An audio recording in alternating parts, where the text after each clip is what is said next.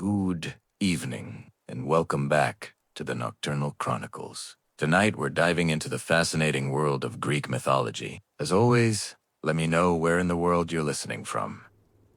Get cozy, settle in, and let's begin. In the beginning, there was no Olympus, no earth, no sea, no sky. There was only chaos. And chaos was not the kind of chaos modern tongues describe.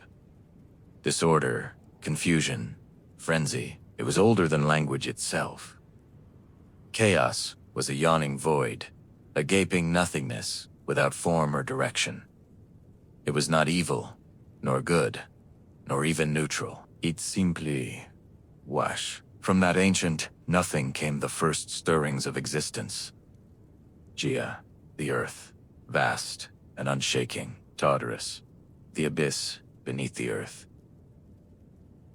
Dark and dreadful, Nos, the force of love and desire, the binding agent of all future creation. These were not gods as we think of them, not yet, but elemental truths given form. Then came Nyx, the night, clothed in a shadow so thick even chaos recoiled. She was followed by Erebus, the darkness of the underworld, who would dwell beside her in that early silence. From the union of night and darkness came ether, the pure upper air breathed by the gods, and Hara the day, who from the beginning was fated to chase her mother endlessly across the sky. Thus, the cycle of night and day was born, not through science, but through myth, through a family of strange, invisible titans who lit and dimmed the sky with each passing hour. Gaia, the earth herself, did not lie idle.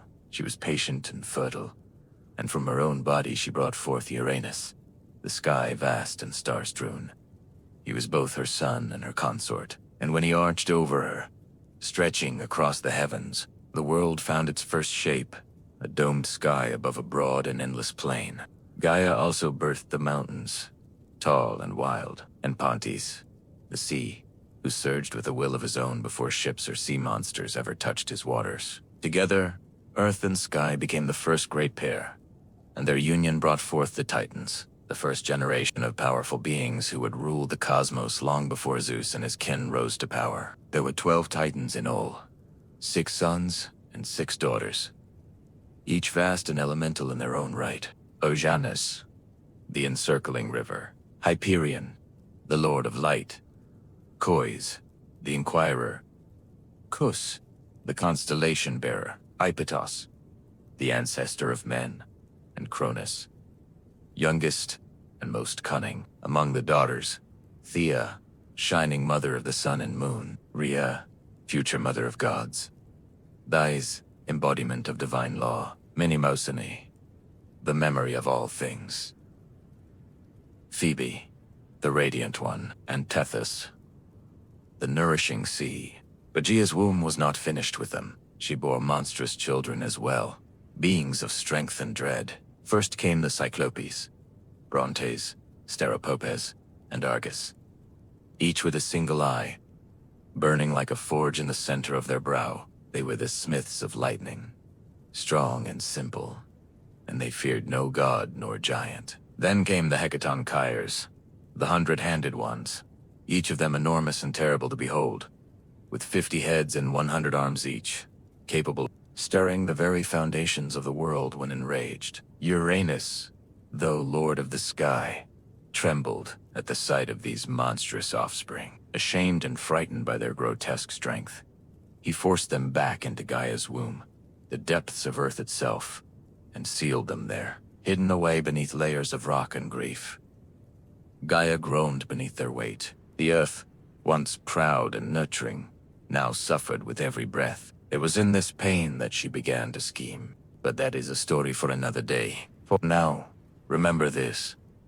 In the oldest age, before law or justice, before sword or plow, the world was made not with hands, but with force and union and grief. Chaos birthed the first forms, but it was Gaia, the great mother, who gave them ground to stand upon. The union of Gaia and Uranus, earth and sky, was the first great marriage of the cosmos. It was not a marriage of altars or witnesses, but of necessity and nature. The sky stretched over the earth, holding her tightly, pressing her beneath his star-studded body night after night. From there joining came the Titans and other mighty offspring, but also a deep and growing sorrow. For Uranus, though proud and vast, was a jealous and fearful father. He saw in the monstrous children, Gaia bore not strength, but a threat to his dominion. He looked upon the Cyclopes and the 100-handed giants with revulsion, not wonder,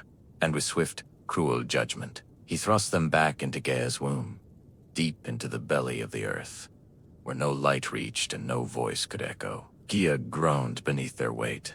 It was not only the agony of bearing them within her again, but the betrayal of her consort, of Sky, who should have cherished their children as she did. Night after night, Uranus descended upon her, pressing down the heavens to meet the earth. Blind to her pain and deaf to her grief, she could endure no longer. And so from her own flesh she fashioned a weapon, not of bronze or iron, for such things had not yet been dreamed, but a great sickle of unyielding flint, jagged as truth and sharp as vengeance. Then she went to her Titan's sons, the firstborn and meatiest among her children, and laid bare her suffering. "Your father has wronged me," she said. "He has caged your brothers.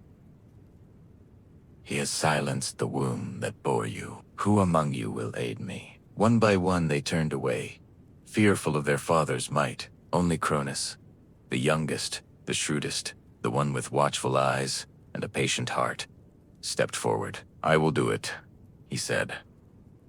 "Give me the blade." So Gaia set the trap.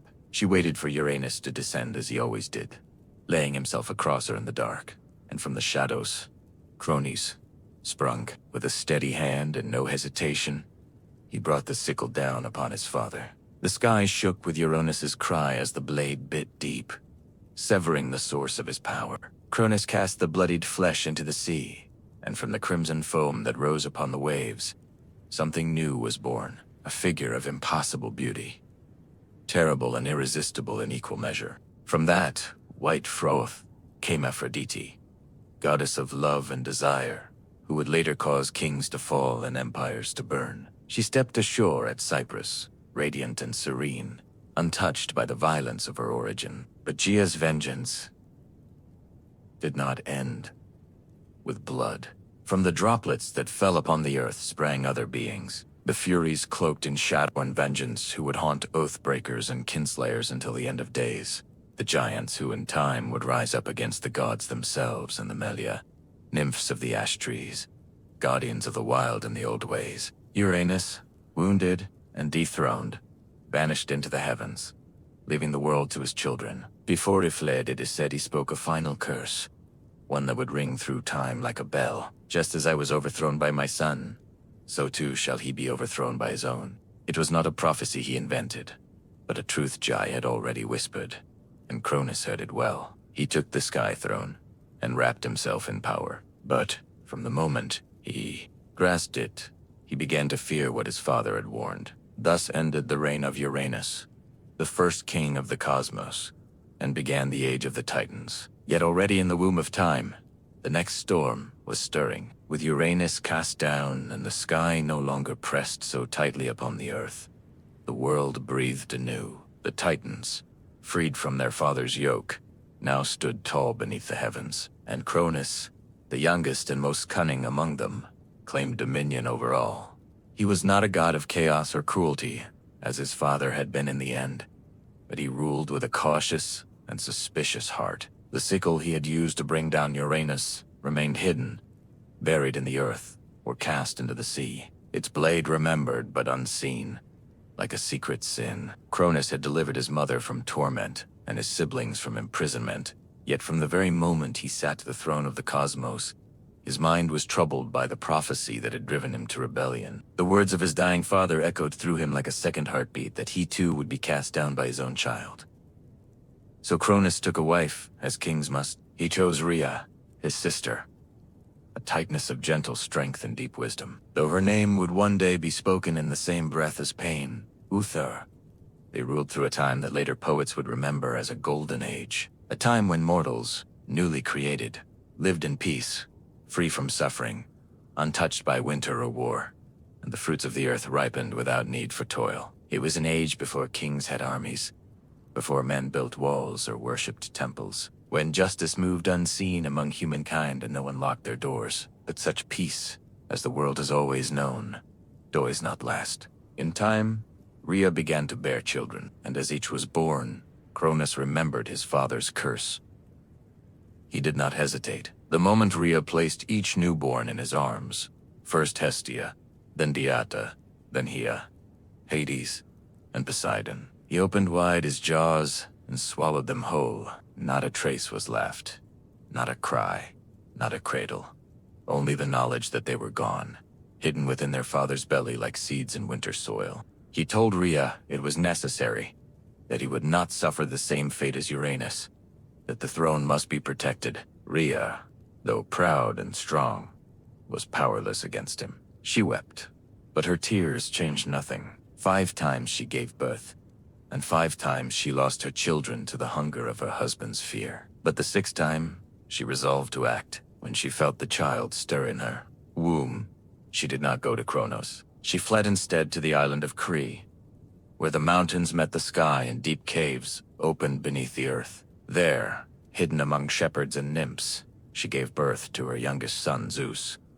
And from the moment of his birth, Rhea knew he was different. His cry shook the trees. His eyes opened before his first breath, and when he grasped her finger, he held it with the strength of fate itself. To deceive Cronus, Rhea wrapped a stone in swaddling cloth and presented it to him with trembling hands. He swallowed it greedily, thinking the danger had passed. But beneath Mount Ida, the infant Zeus was nursed in secret. He was guarded by the curates, warriors who danced and clashed their shields to drown out the sound of his cries, and fed by the goat Amalpha, whose milk gave him strength beyond measure. And as Zeus grew, so did the storm that would one day break the world. Yet for now, the age of Cronus held. The sky was high, the earth was green, and the Titans ruled from their thrones, oblivious to the gathering wind. But deep within Cronus, 5 children stirred in the dark, and far to the west, a child born in secrecy watched the stars and waited. In the hidden folds of Mount Ida, where the air was thin and the wind whispered ancient names through stone and pine, Zeus grew to manhood, raised in secret, far from his father's gaze. He learned of the world, not through books or scrolls, but from the silence of the high peaks, the rustling of leaves, and the cautious stories murmured by his guardians in firelight. He drank the milk of the divine goat Mala, who had nourished him from birth and from her broken horn. Torn by accident or omen was born the cornucopia, symbol of endless bounty. When Amala died, Zeus hung her hide among the stars in her honor, and her memory became part of the sky he would one day command. But he was not born to stargazing or solitude. The blood in his veins was thick with prophecy, and his bones carried the weight of rebellion. As he came of age, Gaia herself began to stir. She remembered the betrayal of Cronus, the pain of her imprisoned sons, the 100-handed ones, and the Cyclopes buried deep in Tartarus. Her vengeance had not ended with Uranus. It had only been delayed. With words as old as stone, she whispered truth into Zeus's dreams, and in his waking hours, she guided his steps. First, she led him to Midas, the Titaness of wisdom, whose counsel was shrewd and whose loyalty leaned toward the future. With Metis Day, Zeus fashioned a plan. To strike against Cronus, a king of Titans in time, would require more than strength. It would demand cunning. Zeus returned in disguise to the house of his father, and there, with Midas' craft, he offered Cronus a potion laced in wine, bittersweet and thick as honey. The drink stirred the old Titan's gut, and at last, with a shudder and a groan, Cronus vomited forth the children he had swallowed long ago. They came not as infants, but full-grown and gleaming, clad in the strength of gods, reborn into a world already poised for war. First, Hestia, hearth and flame. Then, Dieta, goddess of the grain. Then, regal Herae, proud and sharp-eat. Then Hades, lord of the dead. And at last, Poseidon, master of the deep. The 6 siblings stood together for the first time as one and looked to the throne that had cast them into darkness. They would not forget. But Cronus was not without allies. The Titans rallied to him, his brothers and sisters gathering atop Mount Orus, the old seat of power in the south. Ojanus remained apart, too old or too wise for blood feuds. But the others, Cois, Crius, Hyperion, Apetus, took up arms. So began the war the poets called Titanomachy. The clash of Titans and Olympians, a war that tore across the heavens and split the earth to its core. For 10 years, the battle raged without end. The sky darkened with storm and smoke. Thunder and fire echoed across the mountains, and the world below, still young and silent, watched in dread as its masters fought for the right to rule. The Titans held Orus, tall and time-worn, while Zeus and his kin made their stand upon Mount Olympus, a peak still unscarred by war. The battles were terrible and unrelenting. Lightning tore open the skies and tidal waves swallowed islands whole. Volcanoes bled fire and winds howled like wolves. At times, the war seemed endless, neither side able to land the final blow. But Gia, ever watchful, knew that the balance could not tip without what had been long buried. She canceled out Zeus once more. If he were to win, he must descend into Tartarus and free his monstrous uncles, the Cyclopes and the Hecatonchires, whom Cronus had kept locked in chains out of fear. With his siblings beside him, Zeus broke the gates of the underworld and released the imprisoned powers. The Cyclopes, grateful and eager, gifted Zeus his greatest weapons, the thunderbolt, the symbol of sky and storm. To Poseidon, they gave the trident with which he would command the seas, and to Hades, a helm of darkness that would make him unseen. The Hecatonius, giants, with 100 hands, joined the fight at last, hurling mountains like stones and battering the Titans with the fury of ancient things unbound. With these allies, the tide turned. The Olympians pressed forward with a fury no Titan could match. Cronus, proud and unyielding, fought to the last. But the prophecy has always unfolded without mercy. The Titans fell. One by one they were driven down, cast from the high places of the earth. Zeus did not slay them. He imprisoned them as his father had done before. Deep into Tartarus they were hurled, bound in chains forged by the 100-handed ones behind bronze gates that would never rust or break. Only a few escaped that fate, Prometheus and Epimetheus, who had sided with the gods, and those who foresaw the justice of their rule. So ended the reign of the Titans. The sky cleared, and the world, scarred by fire and war, began to ail. The throne passed to Zeus, not by birthright, but by might and wisdom and fate fulfilled. Yet even as he claimed the heavens, the shadow of Cronus' curse lingered behind him like the echo of an old song. For power once seized must always be watched, and no ruler, god or mortal, sits secure forever. When the war was over and the world lay quiet beneath the sky once more, the victors stood amidst the rubble of creation. The Titans were chained in the depths of Tartarus, their groans swallowed by that black abyss from which no echo returned. The old order had been broken, but with the storm of war ended, the gods faced a new challenge, perhaps greater than any battle to rule. For conquest may be won with fire and fury, but rule demands judgment, patience, and division. The world was wide and wild and filled with powers both known and yet unnamed.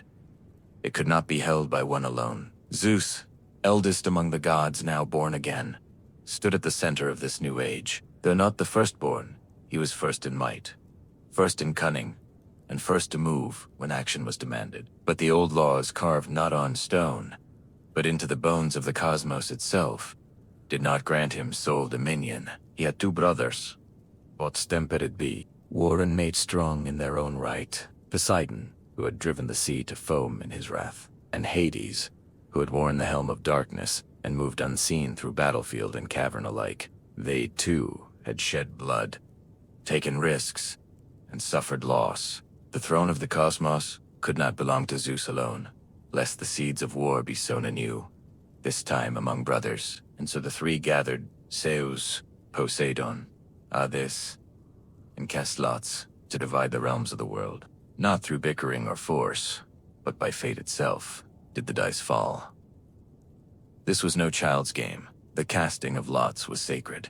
Guided by the same power that had spoken through Gaia's whispers and shaped the course of the Titanomachy, they threw the bones and waited. When they landed, the world was drawn into three great dominions. To Zeus fell the sky, the broad heavens, the air between stars and peaks. He became lord of thunder and rain, master of storm and cloud, and the undisputed king of Olympus. His voice would echo in thunderclaps, his fury would blaze in lightning, and the eagle became his herald, soaring high above all. To Poseidon fell the sea, deep and restless, full of mystery and monsters. He took the oceans, the rivers, and every spring that bubbled from the earth. With his trident, he could shatter cliffs and stir the tides to rage or calm.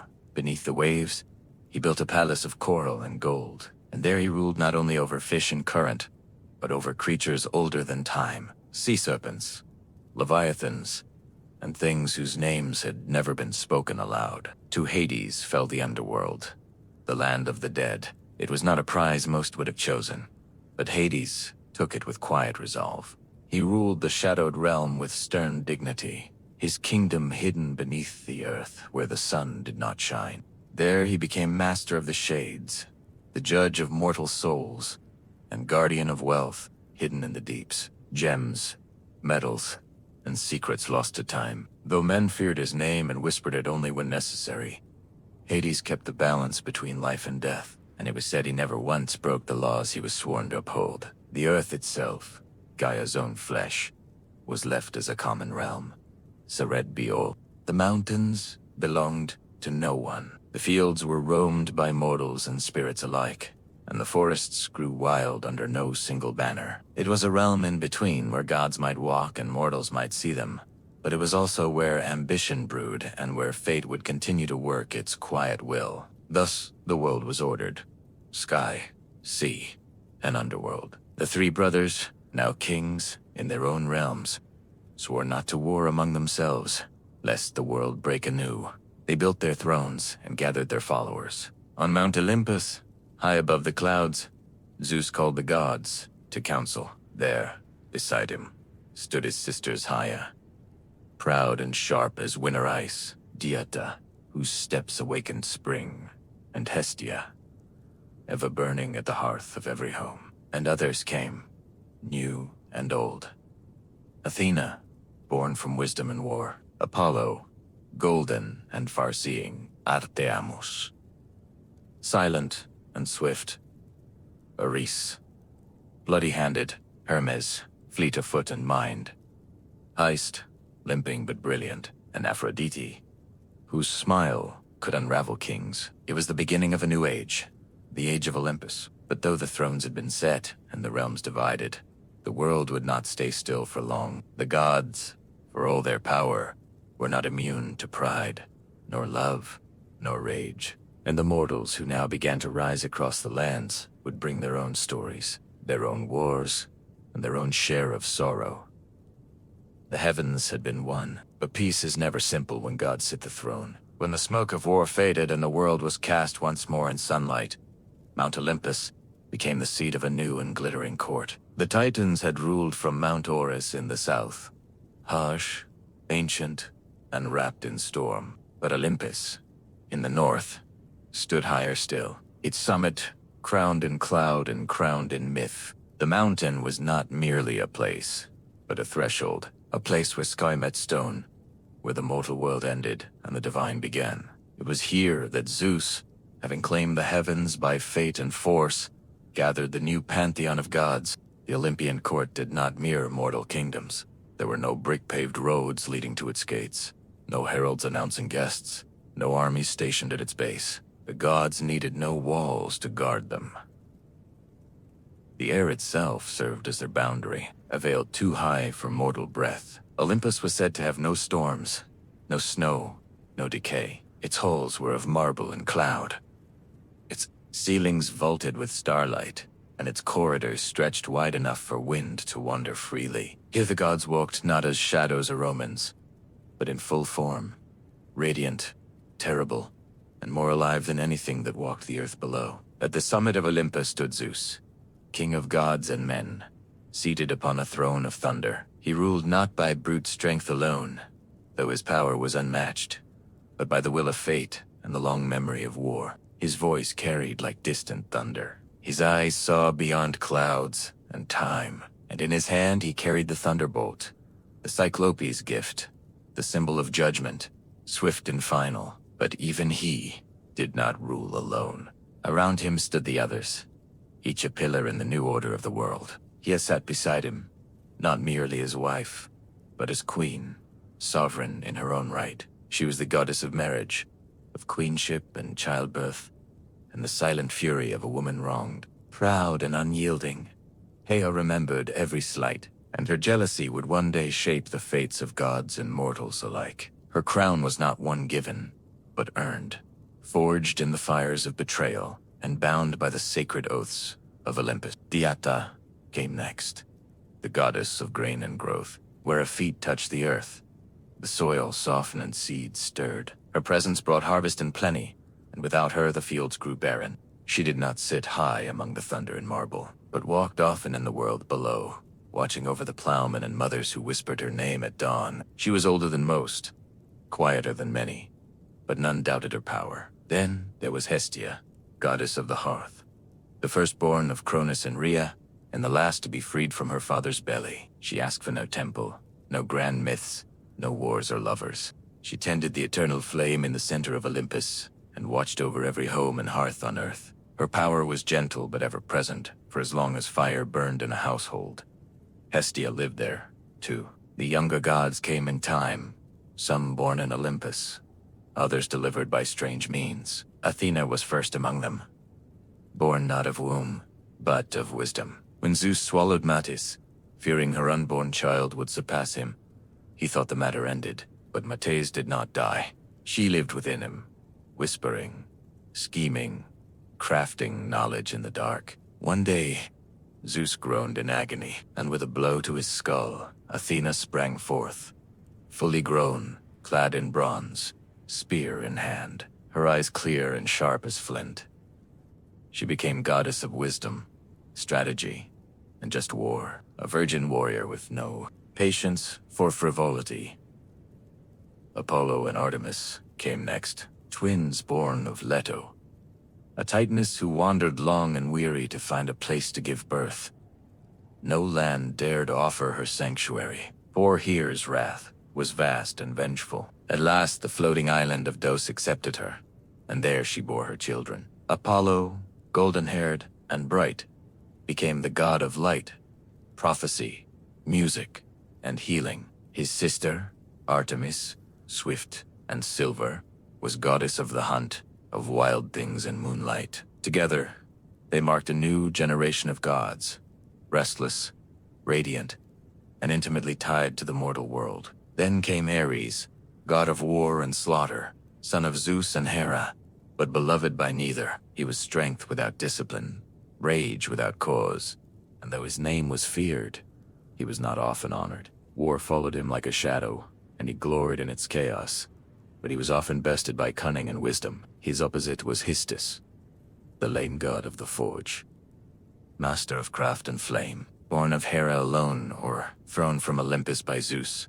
Both tales are told. He found solace in metal, building wonders with hammer and fire. From his hands came armor, palaces, and automatons. Though limping and twisted, he was among the most indispensable of the gods. Aphrodite, goddess of beauty and desire, arrived not by birth, but by foam, born of Uranus's severed flesh, cast into the sea. She rose from the surf at Cyprus, as beautiful as she was dangerous. Love, lust, jealousy, and ruin followed her wherever she went.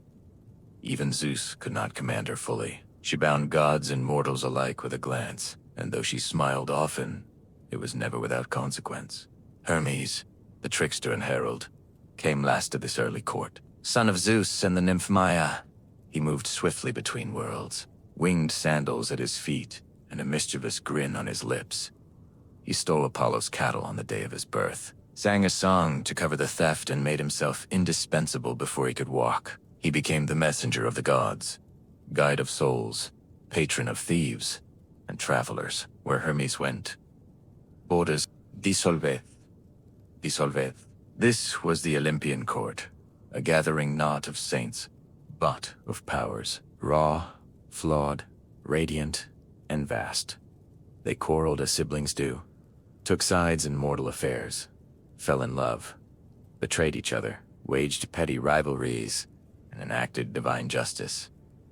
But above all, they ruled from Olympus. They watched the world below and shaped it to their will. The age of Titans was gone, but in its place came an era of stories of gods who walked among men, of heroes born from their unions, and of a world forever changed by the hands of the divine. The world had its rulers now, but peace, as ever, was a fragile thing, and fate had not yet spoken its last word. Long before men raised cities of marble or carved their prayers into stone, there were no humans upon the earth. The gods ruled alone, their courts high upon Olympus, their domains vast and varied.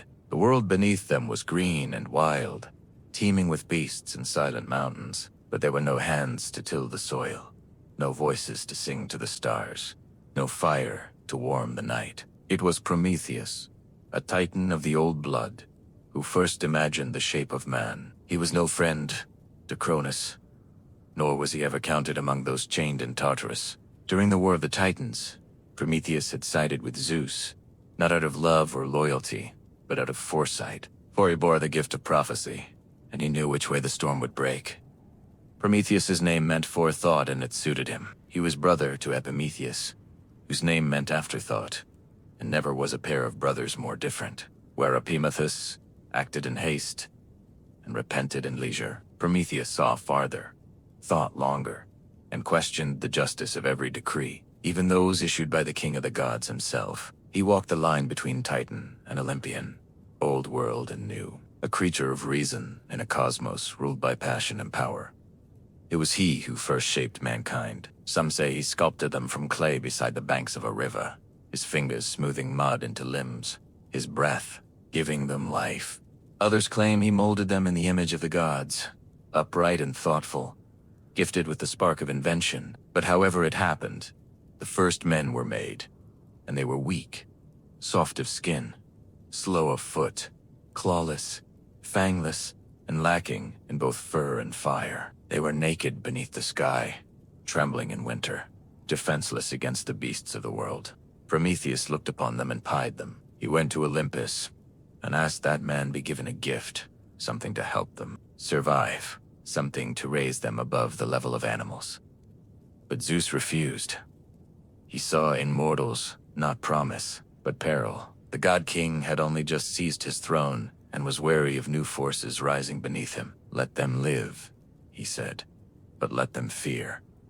Let them know their place beneath the gods. Fire, he declared, was the privilege of immortals. The hearth flame of Hestia, the thunderbolt of Zeus, the forge of Hystus, these were not for mortal hands. But Prometheus, stubborn and just, did not yield. In secret, he climbed to the heavens, stole a flame from the forge of Hephaestus, and hid it in a hollow fennel stalk. Carrying it down from Olympus, he gave it to man. For the first time, fire crackled beneath the stars. Smoke rose in spirals above the tree. Light pushed back the darkness. With fire came warmth, safety, cooking, metal, language, craft. Humanity, once cold and voiceless, began to build. And with fire came defiance, too. Zeus was not long in discovering the theft. His fury was terrible. To punish mankind, he commissioned the gods to create a gift, though it was a curse in disguise. Hephaestus shaped her from clay, a woman of perfect beauty. Aphrodite gave her charm. Hermes gave her cunning, and Athena clothed her in silver raiment. Her name was Pandora, meaning all gifted, and she was given a sealed jar mistranslated in later ages as a box containing the sorrows of the world. Disease, toil, grief, madness, envy, and death itself. Epimetheus, ever the fool, took her into his home, despite Prometheus's warnings. And when Pandora, driven by curiosity, the final gift of the gods, opened the jar, the evil spilled out into the world, like smoke from a fire too long confined. Mankind, who who had known peace in their brief golden youth, now found themselves hunted by fate. Hunger gnawed at their bellies. War bled them dry, age stooped their backs. Only hope remained inside the jar. Some say by accident, others say by design, a flickering light amid the gloom. But Prometheus's punishment had not yet come. For the crime of defying Olympus, Zeus ordered him chained to a mountain at the edge of the world. Some say the Caucasus, others say a place lost to myth. There he was bound in adamantine chains, unbreakable and eternal. Each day an eagle born of Typhon, or sent by Zeus, would descend and feast upon his liver. Each night it would grow back, and each morning the torment would begin again. He was immortal, and so the suffering could not kill him. He endured it for generations. Long after kingdoms rose and fell, long after men forgot the gods who made them. And yet, even in chains, Prometheus did not repent. He knew a secret. A truth Zeus feared above all, that one day the king of the gods would fall, not by blade or rebellion, but by his own seed. It was this knowledge that protected Prometheus, for Zeus could not destroy him without first uncovering the name of the woman who would bear his doom. So the Titan waited, bound but unbowed, as men lit fires in the dark and told stories of the one who had dared to steal from the gods. The gods, for all their glory, were not alone in shaping the world. Beneath Olympus, on the soil that drank the rain and felt the sun's warmth, mankind struggled, rose, and fell again and again. Their lives, short and flickering beside the long memories of the immortals, still left a mark. And though Zeus ruled the skies and Poseidon stirred the seas, it was the deeds of mortals that filled the earth with both beauty and sorrow. The poets who lived after would look back on this long winding journey and see not one mankind, but many, each born into its own era, marked by the blessings and punishments of the gods. It was Hesi, the Boeotian farmer and poet, who first set these ages into words, dividing the long march of human existence into 5 distinct gold, silver, bronze, heroic, and iron. Each was less than the one before, save one. In the beginning, there was the Golden Age, and it was unlike any time that followed. It came during the reign of Cronus, before the gods had learned to fear rebellion, and before the earth bore the weight of iron or war. In those days, men lived like gods themselves, free from pain, untouched by age, and unburdened by toil. The earth gave forth her bounty without coaxing, offering harvests in every season. There was no need for laws or swords, no need for kings or coins. These early mortals knew no hunger, no sickness, no grief. When their time came, they did not wither or suffer, but died as if falling into sleep, their spirits becoming guardians, pure and watchful, wandering the world as kindly daimones, protectors of justice and peace. Theirs was a life of harmony, and theirs was the closest any mortal would ever come to Eden.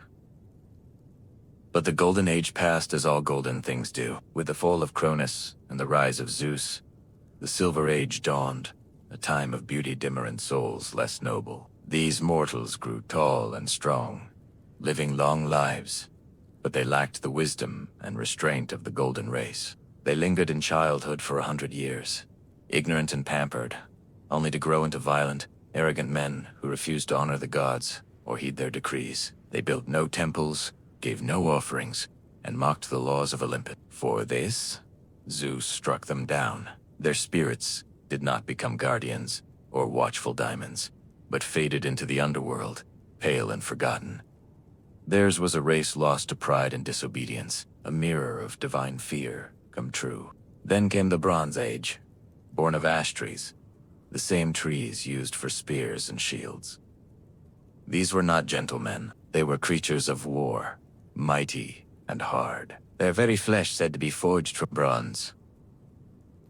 Their homes were bronze, their tools were bronze. Their hearts seemed cast from the same metal. They lived for battle and died by it, sowing the world with blood and ash. They were terrible to behold, but not evil, only driven by the rhythm of war drums and the clash of arms. They built no cities, wrote no poems, carved no statues. When Tadiaid, they left little behind but shattered swords and empty fields. Even the gods did not mourn their passing. They sank into Hades without echo or prayer. Yet, not all decline is steady. From the blood and smoke of the Bronze Age rose a brief and brilliant light, the heroic age, a time unlike any other. It was not part of the descent, but an interlude of glory before the fall. These mortals were greater than those who came before or after. They were the demigods, the sons and daughters of gods and men. They built cities, sailed seas, and carved their names into the memory of the world. This was the age of Perseus and Hercules, of Theseus and Atalanta, of Jason and the Argonauts, of Hector and Achilles and Odysseus. They fought great wars against monsters, against foreign kings, and finally against each other at Troy. Many died young, and many more died forgotten, but their stories lingered, carried in song and stone, in epics and prayers. Some were granted a place in the Isles of the Blessed, far beyond Ocean's edge, where heroes dwell in peace and sunlight forever. The heroic age did not last, but while it burned, it lit the world. And then came the age that Hesiod called his own, the Iron Age, where we still dwell. This is a time of sorrow and toil, a world grown old and heavy. Men now labor from dawn to dusk, planting seeds in bitter soil, raising children amid war and famine, growing old with pain and fear. In the Iron Age, bonds break azali, between friends, between kin, between guest and host. Justice, once tall and golden, now walks with her eyes averted. Laisare many oaths are cheap, and the gods, if they still watch, do so with silence. In this age, mortals build towers, but forget their ancestors. They chase gold and power and cut down the forests that fed them. It is an age of struggle, and it is said that one day even this will pass. One day, the gods will turn their backs entirely. One day Zeus will cast down his thunderbolt and humankind will vanish like smoke on the wind. Yet for all that the Iron Age endures, men still build, still hope, still tell stories of a time when mortals were golden and gods walked among them. And perhaps that hope, fragile though it is the one gift Zeus did not take back when Pandora opened the jar. In the waning light between the age of gods and the age of men, there came a generation of mortals, unlike those before or after. Men born not from clay alone, but from divine blood and mortal wombs, shaped by both Olympus and earth. These were the heroes. Their lives were brief, their fates often cruel, but their names would echo through time like the rumble of a distant storm. Among the first and greatest of them was Perseus, slayer of monsters, founder of dynasties, and by blood and deed, the forerunner of all who would wear a hero's crown. Perseus's tale begins not in battle, but in prophecy and fear. His mother, Danae, was a princess of Argos, daughter to King Hercules. The king, like all kings of that age, feared what he could not control. An oracle warned him that his daughter would bear a son destined to kill him. Such prophecies in myth, as in life, cannot be bribed or reasoned with. So, Acraeus did what kings so often do when faced with a truth they fear. He sought to destroy the cause. He locked Enya in a tower of bronze beneath the earth, a room sealed against time and men alike. But they gods, as they often did, laughed at mortal precautions. Zeus, in the form of golden rain, slipped through cracks no wall could keep and fell upon Dawn in her solitude. From that union, Perseus was conceived. When Acraeus discovered the child, he dared not spill royal blood directly, for even tyrants fear the wrath of the gods. Instead, he placed Danae and her infant son into a wooden chest and cast them into the sea, trusting Poseidon or chance to drown them. But the sea is as fickle as fate. The chest did not sink, but drifted across the wine-dark waves to the island of Seriphos, where a humble fisherman named Dictys drew it ashore. He took them in, raised Perseus as his own, and in time the boy grew tall and strong with the bearing of kings and the eyes of storms. But peace is never a long compion to those who carry destiny. The ruler of Serapos, King Polyctus, took notice of Dinia's beauty and desired her. Perseus, grown into manhood, stood between his mother and the king, a wall of defiance. Polyctus, unable to strike the sun without dishonoring himself, chose cunning over strength. He announced a false marriage, some say to Hippodamia, and demanded that all men of the island offer him a gift. Perseus, without gold or horses, boasted that he would instead bring the king a greater prize, the head of Medusa, the mortal Gorgon, whose gaze could turn flesh to stone. The task was cruel, and Polyctus knew it. No man who had sought Medusa had ever returned. She was one of 3 Gorgon sisters, born of ancient sea deities, hideous and winged, their heads wreathed in snakes, their eyes cursed. Only Medusa was mortal. Her sisters were immortal, and none could be approached without peril. But the gods, who watched the world with curious eyes, favored Perseus. Athena, born from her father's head, and never one to forget a slight. Medusa, after all, had once been a maiden in her temple until Poseidon's violence and pride had defiled it, lent her shield to the young hero. It was polished like a mirror, and in its reflection, one could look upon a Gorgon without meeting her gaze. Hermes, swift and shrewd, gave him a curved sword and winged sandals to fly and directed him to the Graea, the Grey sisters who shared a single eye between them and knew the secret path to the Gorgoness lair. Perseus, through wit and will, stole their eye and bargained for the truth. They told him of the nymphs who kept the sacred items he would need, the helm of Hades, which made its wearer invisible, a kibisus, a magical sack to contain the Gorgon's head, and knowledge of the place beyond ocean's edge, where night never lifts, and the Gorgons sleep among ancient stone. Armed with these divine gifts, Perseus flew over sea and desert until he reached the ends of the earth. He found them sleeping, Medusa and her sisters, curled in a shadowed grove,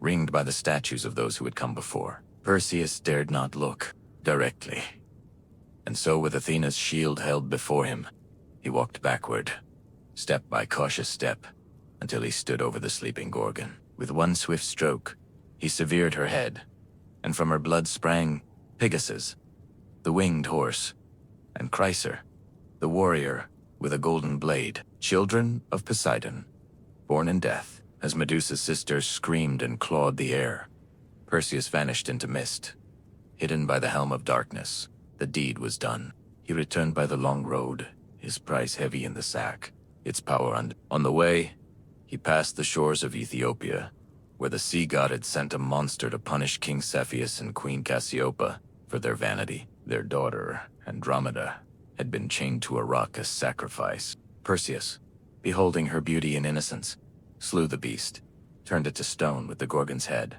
and claimed her as his bride. She would follow him westward, becoming the mother of his line. When at last he returned to Serapos, Polyctus scoffed at his tale, so Perseus reached into the sack and withdrew the severed head. The king and his court were turned to stone where they stood. Dictys, the fisherman who had shown kindness to a mother and her child, became king in his stead. The cycle of cruelty was broken, if only for a time. But prophecy once spoken is not so.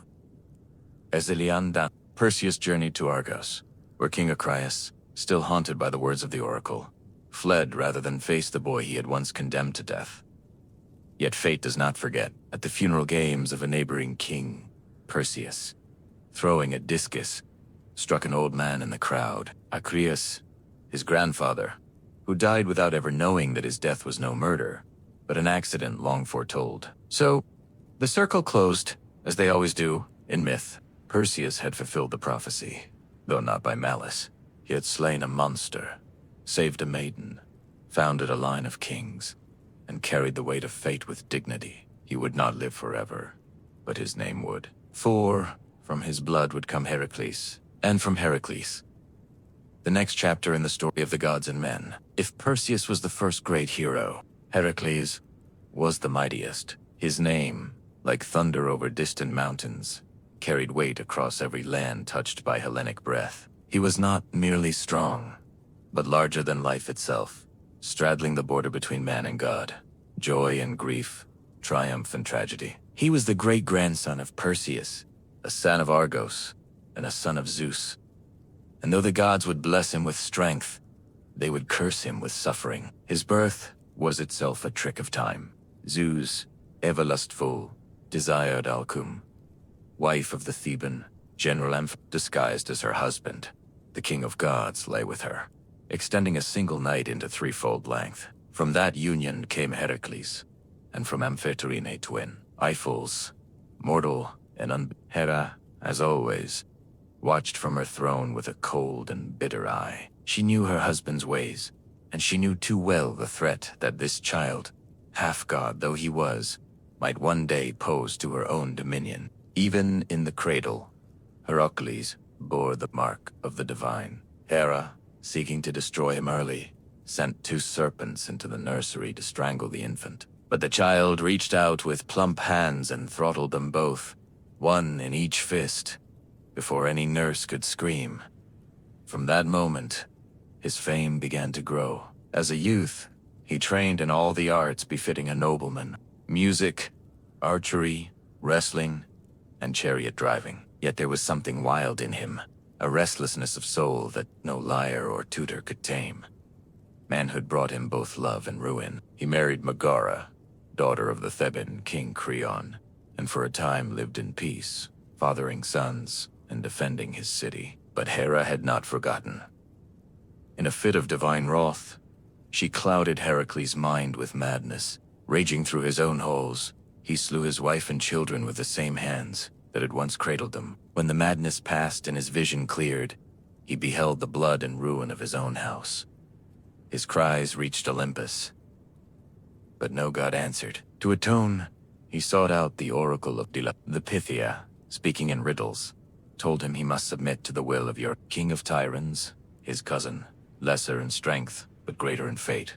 Only through servitude, through suffering, could Heracles earn redemption. Thus began the 12 labors, deeds so great and terrible that even the gods took notice. The first labor was to slay the Nemean lion, a beast whose golden hide could not be pierced by mortal weapons. Heracles cornered it in its cave and strangled it with his bare hands. He flayed the beast using its own claw and wore the skin as armor thereafter, a second hide to shield him from the world. The second was the Lanahydra, a serpent with 9 heads, 2 of which would grow back for everyone severed. Heracles battled it in the swamps, aided by his nephew Iolaus, who could tear us to the stumps as they were cut. From the last head, immortal and venomous, Heracles harvested its ichor and dipped his arrows in it, making them deadly even to gods. The third labor was the capture of the Sedenian hind, a golden-horned deer, sacred to Artemis. Heracles chased it for a year across hills and rivers before gently capturing it alive,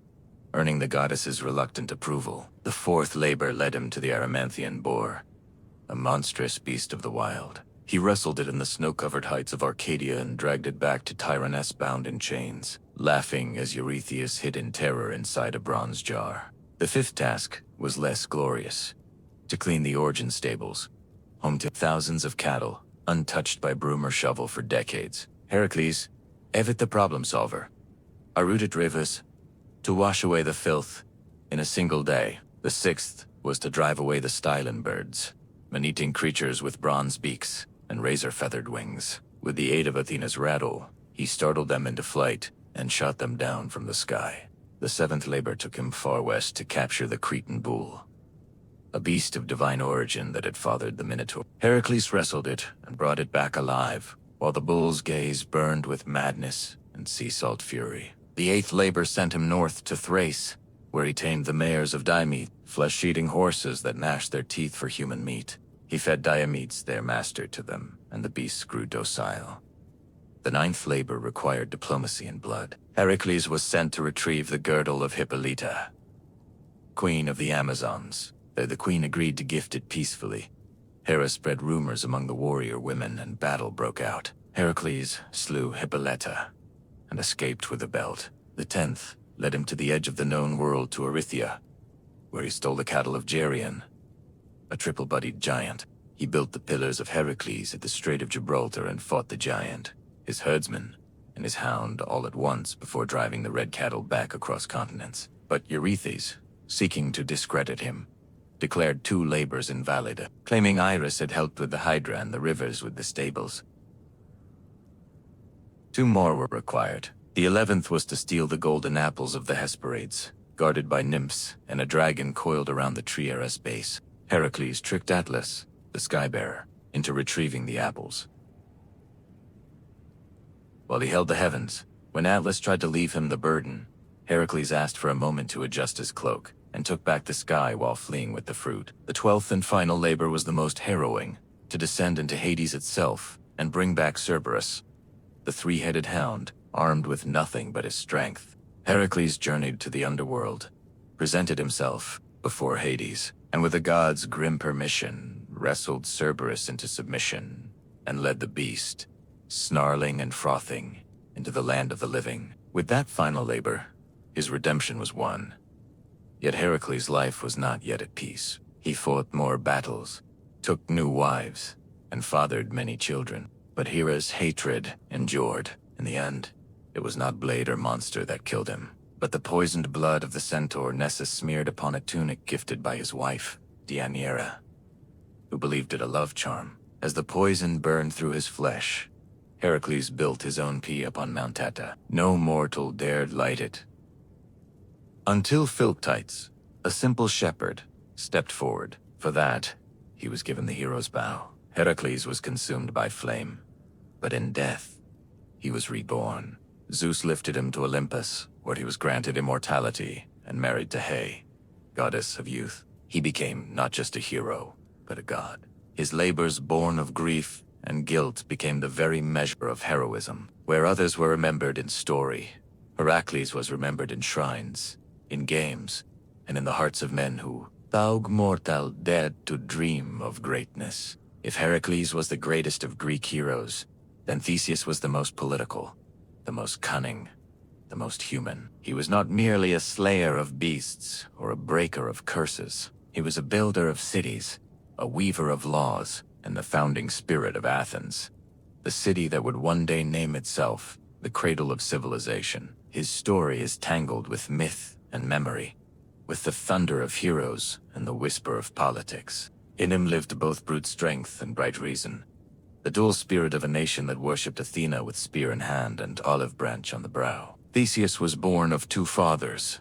King Aegus of Athens and Poseidon, god of the sea. His mother, Aethra, lay with both on the same night, one mortal, one divine. From this double union came a boy of destiny, raised far from Athens in the city of Troon, unaware of the great blood in his veins. Before leaving, Aegus had hidden a sword and sandals beneath a heavy stone, telling Aethra that when the boy was strong enough to lift the stone, he would be ready to claim his birthright. In time, Theseus grew tall and sharpied, restless in his limbs and mind. At the Theseus, he moved the stone with a grunt and a grin and took up his father's tokens.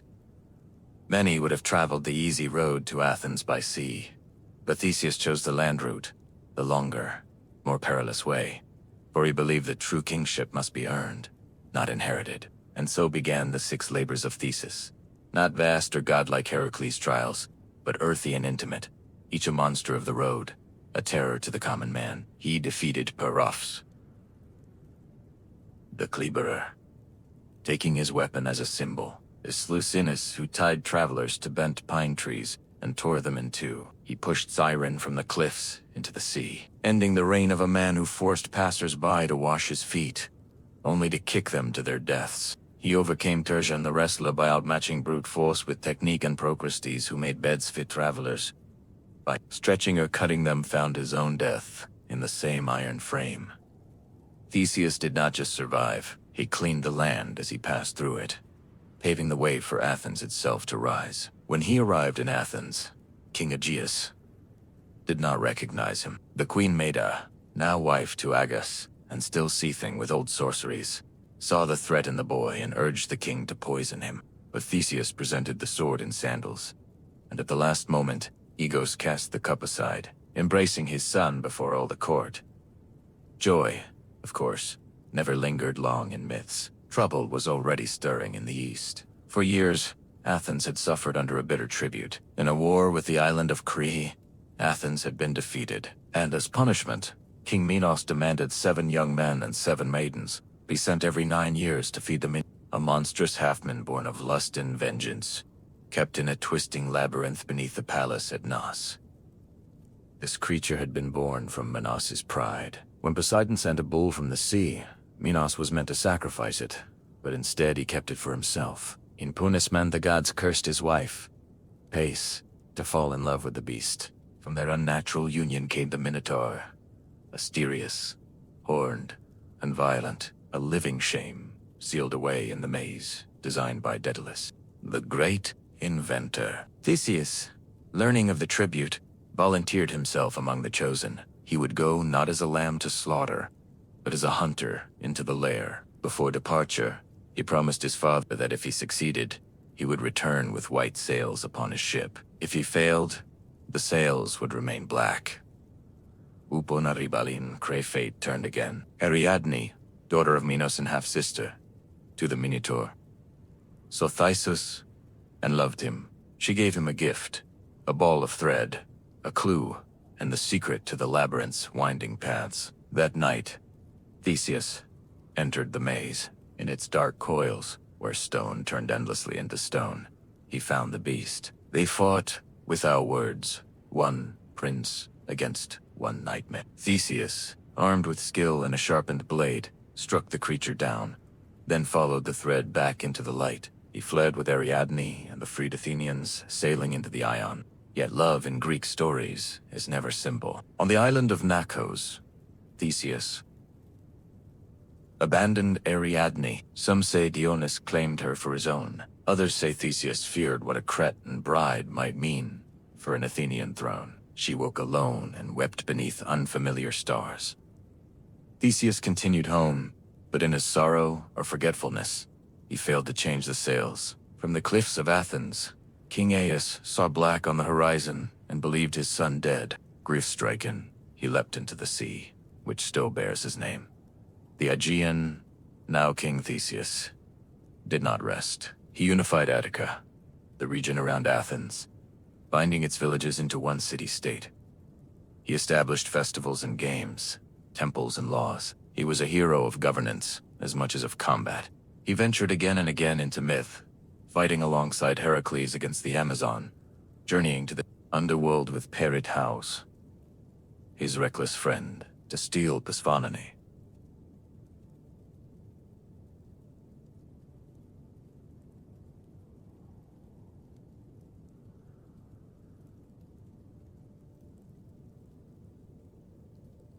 That journey ended in failure. Pyrrhus was swallowed by the earth, and Theseus was trapped upon the chair of forgetfulness, his memory eroded by the air of death.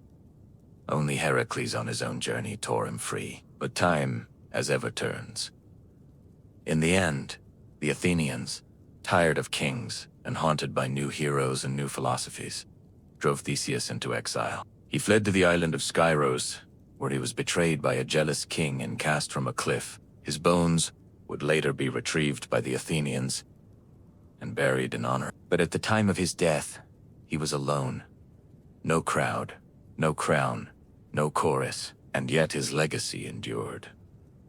Where Heracles symbolized the strength of the body, Theseus embodied the strength of the Palachi, the city, the law, the people bound by more than blood.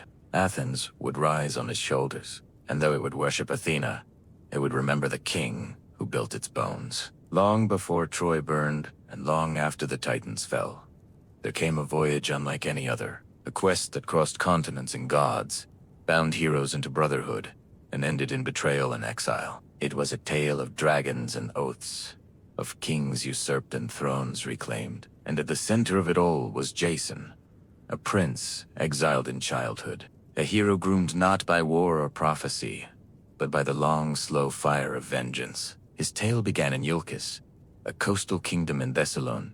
Jason's father had been usurped by his own brother, Peleus, a man who worshipped no law but power. Fearing the boy might one day rise against him, Peleus sought to kill Jason at birth, but as unforewarned, sent the infant away, smuggled from court, and raised in secret by the wise centaur Chiron, who had trained Achilles and other sons of fate. Jason grew strong in the wild, fed on honey and knowledge, his limbs hardened by hunting, his mind by songs of kings who had fallen and risen again. Years passed.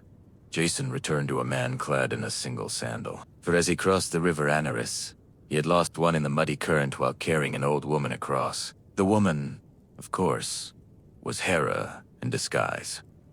testing the young hero. When he entered the city, Pelles saw the one-sandaled stranger and turned pale. For their uncle had once warned him, "Beware the man who comes with one shoe." Jason, bold but not foolish, did not draw a sword or raise a cry. He spoke plainly. He was In's son and rightful heir. Pelles, too shrewd to strike openly, feigned welcome and offered a test. "If you wish to be king," he said, "then prove yourself worthy. Retrieve for me the golden fleece from the far land of Colchis. Bring back that ancient prize, and I will yield the crown." The ram had flown him across the sea, and when Phrixus reached safety in Colchis, he sacrificed the beast in gratitude. Its fleece, gold as fire, was nailed to an oak in a sacred grove, guarded by serpents in shadow, watched over by King Aotes, son of the sun god Helios. No Greek had ever gone there and returned, but Jason accepted the challenge. He summoned the greatest heroes of his time to join him, and they came not as soldiers, but as volunteers, each seeking glory. Hercules came, and Orpheus with his lyre, Atalanta the huntress, Castor and Pollux. The sons of Zeus, Theseus, Zeus, and Kalala, winged sons of the north wind. 50 heroes in all. Together they boarded a ship named Argo, built by Argus under Athena's guidance. In its prow, she set a piece of sacred oak from Dodona, a timber that could speak in prophecy. The ship itself was a character in the tale, whispering warnings and guiding fate. They sailed east, past shores and tempests into legend. Their first trials were not of monsters, but of men. On Lemnos, they met a land ruled by women who had slain all their husbands. There Jason lay with Hypsipyle, queen of the isle, and begot sons he would never see grown. In Thrace, they encountered the blind seer Phineus, tormented by the Harpies, who fouled his food. The winged boards drove the creatures off, earning Phineus's prophecy, a path through the deadly clashing rocks, 2 cliffs that slammed shut like jaws upon any who tried to pass. At Phineus's advice, they released a dove. It flew through and lost only a single tail feather. The Argo followed at full speed, and the rocks caught her stern, but just barely. From 10 on, the passage remained still. The sea, it seemed, respected those who dared. At last, they reached Colchis, a land of fire and iron. King Aotes did not kill them on sight. Jason was a stranger, and in that ancient world, strangers were sacred. But Aotes agreed to grant the fleece only if Jason completed 3 tasks. Yoke Fireb breathing bulls, plow a field with them, sow it with dragon's teeth, and then defeat the warriors who would rise from the soil. These were not tests of courage, but of impossibility. It would have ended there had the gods not intervened. Erosetia's urging struck Ma, daughter of Aotes, with an arrow of love. She was a priestess of Hecate, versed in herbs and poison, untouched by men, cold as moonlight. But at the sight of Jason, her heart betrayed her. She gave him a potion to shield him from flame, taught him to hurl a stone among the earthborn warriors so they would turn on one another, and at last led him to the fleece itself, guarded by a serpent that never slept. Midas sang spells, and the beast sank into slumber. Jason seized the fleece, brilliant and soft as molten gold, and fled with Medea into the dark. Aetes pursued them with ships, but the lovers had bought time with blood. Medea had taken her young brother, Absyrtus, cut him into pieces, and scattered them in the sea, forcing her father to stop and gather the limbs for burial. The Argo slipped away, stained by crime and magic. Their return was a wandering past Scylla and Charybdis, through lands of danger and delay. At length, they returned to Iolcus, but Pelles refused to yield the crown. Mida in vengeance tricked his daughters into cutting him to pieces and boiling him alive, claiming it was a spell of rejuvenation. Horrified, the people rose up. Jason, now tainted by treachery, was exiled. He fled to Corinth, where he and Medea lived 4 years in uneasy peace. But Jason, ever seeking legitimacy, cast Medea aside and chose a Corinthian princess for marriage. Medea, wronged and vengeful, unleashed a fury no man could endure. She poisoned the bride's gown, burning her to ash, and murdered her own sons by Jason. Then she fled, carried away in a chariot drawn by dragons, a gift from her grandfather, Helios. Jason, Broca, returned to Alcus. In his final days, he wandered among ruins, forgotten. One day, resting beneath the Argo, now dry-docked and decaying, a beam broke loose and struck his skull. So passed the great hero, not in battle, not in glory, but in silence, beneath the bones of his past.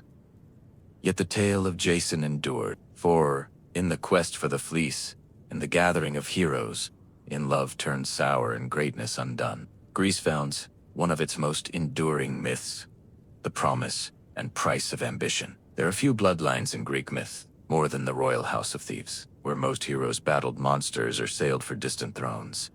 The Theban kings fought their own kin and warred against the past itself. Their legacy is not carved in bronze or sung in triumph, but written in riddles, madness, and murder. Even the city's foundation was steeped in omens and unrest. Thebes began with a quest. Cadmus, a Phoenician prince and brother to Europa, set out to find his sister after Zeus abducted her in the guise of a white bull. Unable to recover her, Cadmus sought guidance from the oracle at Delphi, who told him to abandon his search and instead follow a cow until it lay down.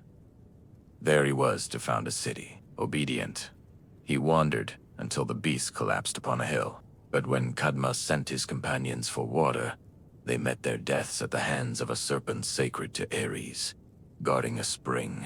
Cadmus slew the serpent himself, and at Athena's bidding, sowed its teeth into the soil. From the earth sprang armed warriors, the Spartoi or SW men, who turned on one another until only 5 remained. These 5 became the noble families of Thebes and Cadmus their king, but the slaying of Ares' serpent drew divine wrath. Cadmus served the war god for 8 years in penance. He married Harmonia, daughter of Ares and Aphrodite, and the gods themselves came to their wedding. The couple received a cursed necklace forged by Haristus, a thing of beauty that would bring ruin to all who wore it. And so the doom of Thebes began not in hatred, but in celebration, cursed by beauty and blood. Generations passed. Cadmus' daughters would meet cruel fates. Ino went mad and threw her child into the sea. Otono's son, Action, was torn apart by his own hounds after glimpsing Artemis bathing. Semele, beloved by Zeus, was tricked by Ha into demanding that he reveal his true form and died in flame. And Agave, in a frenzy of Dionysian madness, tore her own son, Pentheus, limb from limb, believing him to be a lion. But it was through Cadmus' great-great-grandson Laius that the true tragedy would unfold. Then Laius became king of Thebes and took Jocasta as his queen. Yet the gods had not forgiven the line of Cadmus. An oracle came. If Laius ever had a son, that child would kill his father and marry his mother. As in all Greek stories, the warning was not enough to prevent the sin. Laius lay with Jocasta, and his son was born. Terrified, Laius ordered the infant's ankles pierced and bound, then gave him to a servant to be abandoned on Mount Sinai. But the servant, pitying the child, passed him to a shepherd, who in turn delivered him to the king and queen of Corinth, Polybus and Merope, who were childless, and welcomed the boy as their own. They named him Oedipus, meaning swollen foot, and never told him the truth of his blood. Oedipus grew into a clever and proud young man, but rumors of his birth reached him.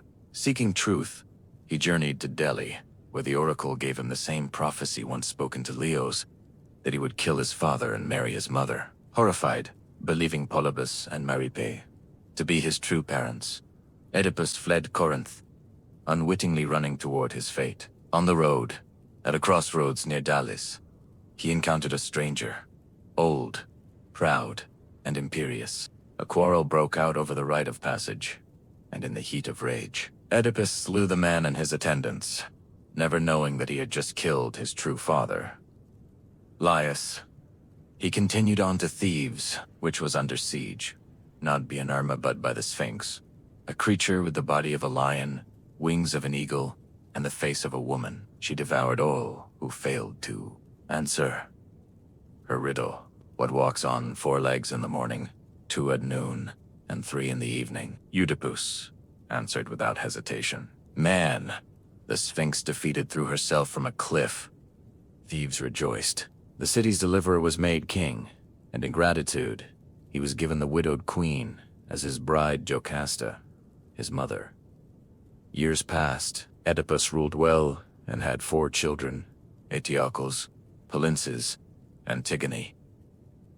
But plague fell upon Thebes, and the oracle proclaimed the land was cursed by unpunished blood. Slowly, terribly, the truth unraveled. The old man at the crossroads, the queen's grief, the scarred feet, the servant who survived, and the blind prophet Tiresias, who named the king as both father and brother, son and husband.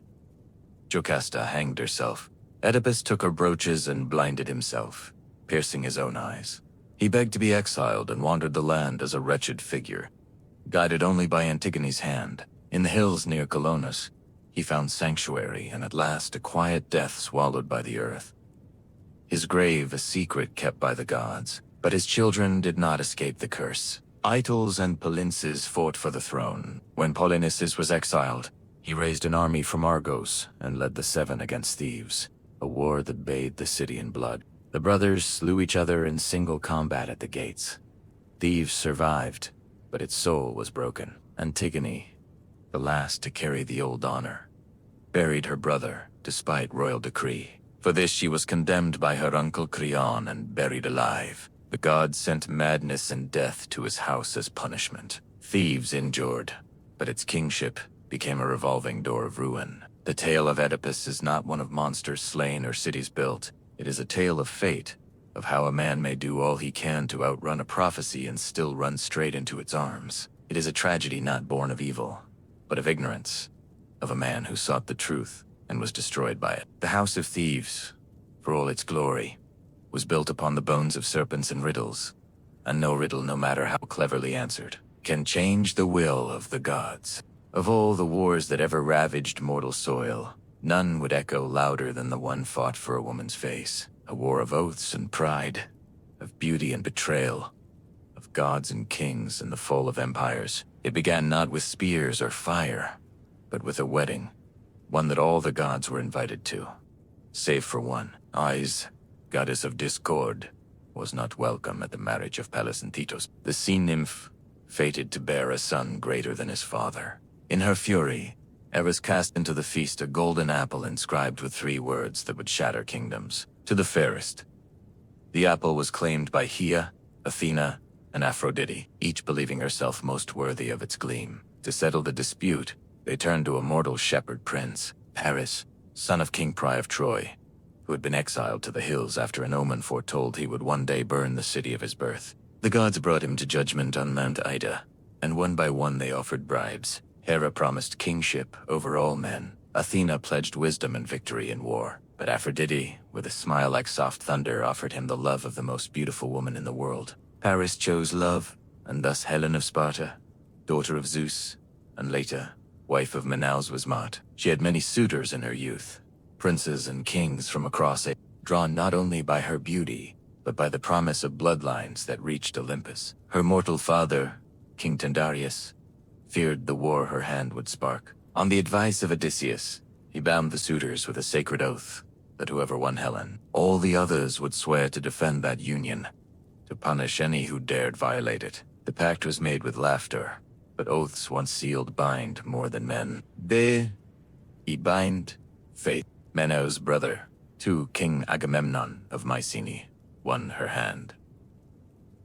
Their rule in Sparta was just, their kingdom strong. But when Paris came to visit under the pretense of peace and guessed right, he saw Helen and saw in her the prize Aphrodite had promised. Whether she went with him willingly or was taken remains a matter of song and shadow. The poets disagree, but when Paris sailed back across the Ione, Helen was with him, and in that hour the war began.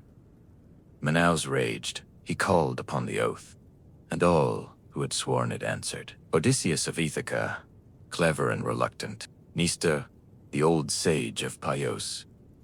Ajax the Greater, son of Telman, towering and grim. Ajax, the lesser, swift and fierce. Diomedes of Argos, brave and battle-hungry. Idamnius of Cree, stalwart and steady. From all the corners of Hellas, they came. Kings, princes, and warlords. Only two held back: Odysseus, who pretended madness, sowing salt into his fields until a clever envoy placed his infant son before the plow, and Achilles, son of Thetis, who was hidden by his mother among the daughters of Lycomods, dressed in silk to escape a fate But the Greeks found him, Odysseus, again, tricking Achilles with a spear and shield amid gifts of jewelry, and the boy chose war. They gathered at Owls, a fleet of 1,000 ships, bronze gleaming in sails like thunderclouds, but the winds did not rise. The ship sat idle, and the men grew restless.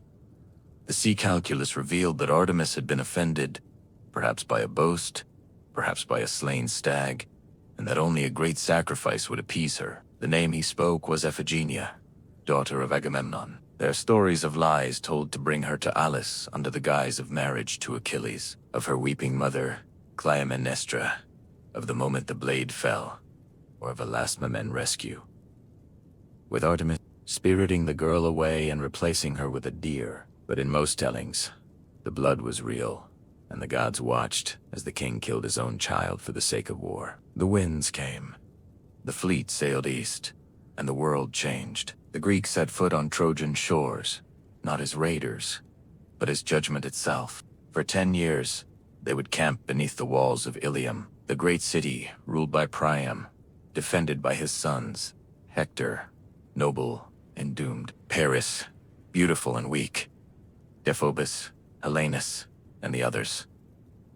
The gods chose sides. Hera, Athena, and Poseidon stood with the Greeks. Aphrodite, Ares, Apollo, and Artemis favored the Trojans. Only Zeus tried to stay above it, but even he would bend, pulled by fate and family. This was not yet the war of Homer's Iliad, which would begin in the 10th year, but the war itself had already begun, not merely with spears and walls, but in the burning of oaths, in the breaking of trust, in the sacrifice of daughters, in the judgment of gods. It was a war born not only of love, pride, of divine rivalry and mortal vanity, of old curses and deeper fears, and it would end not with victory, but with fire. By the time Homer's Iliad begins, the war at Troy has endured for 9 long years. The Greeks, those stern-faced kings who had once come roaring across the Ion,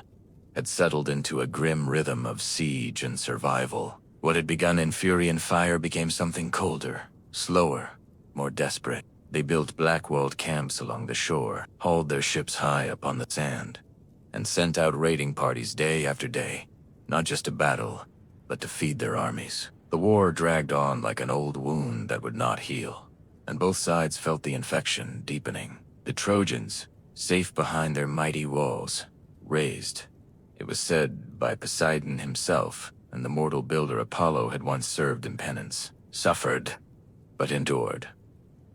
The fields outside the city had long been razed. Their allies came from the east and north, Sarpedon of Lycia, Manon of Ethiopia, and others, bringing new life to an old cause. And yet the Greeks would not leave, not without Helen. Pride held them there as much as oaths. The war had become a matter of legacy, but war does not live in walls and ships. It lives in the hearts of men. And in this war, 2 hearts burned hotter than the rest. Agamemnon, king of kings, stern and imperial, and Achilles, son of Thetis and Pallas, unmatched in battle, fated to die young and determined to make that death matter. The quarrel between these two would shatter the fragile Greek alliance. It began, as so many quarrels do, over a woman. In one of many raids, the Greeks had taken captives. Among them were Crius, daughter of a priest of Apollo, and Bruce, a princess of Crius was awarded to Agamemnon, Pris to Achilles. When Chryses, his father, came to ransom her, bearing golden gifts and reverent words, Agamemnon scorned him. The old man prayed to Apollo, and the god answered not with fire from the sky, but with plague, a silent killer that passed from beast to man, filling the air with death. The prophet Calchas, at last revealed the truth. Agamemnon, forced to surrender Croesus to save his army, did so, but in turn demanded Bruce from Achilles as compensation. It was a slight Achilles could not endure. He rose from the council in fury, called Agamemnon a greedy coward, and swore an oath before the gods. He would no longer fight for the Greeks. Let them bleed without him. And so he withdrew to his tent, and with him went the Myrmidons, his elite warriors, silent and dangerous, forged for war. From that moment, the tide turned. Without Achilles, the Greeks began to suffer. The Trojans pressed harder. Hector, son of Priam and champion of Troy, led the charge with a quiet, noble fury. He was not Paris, who had brought the war, nor Dobus, who sought glory. Hector was the heart of the city, a husband, a father, a prince who carried the burden of his people. Not in pride, but in duty. Day by day, the Trojans pushed the Greeks back to the sea. Ships were set ablaze.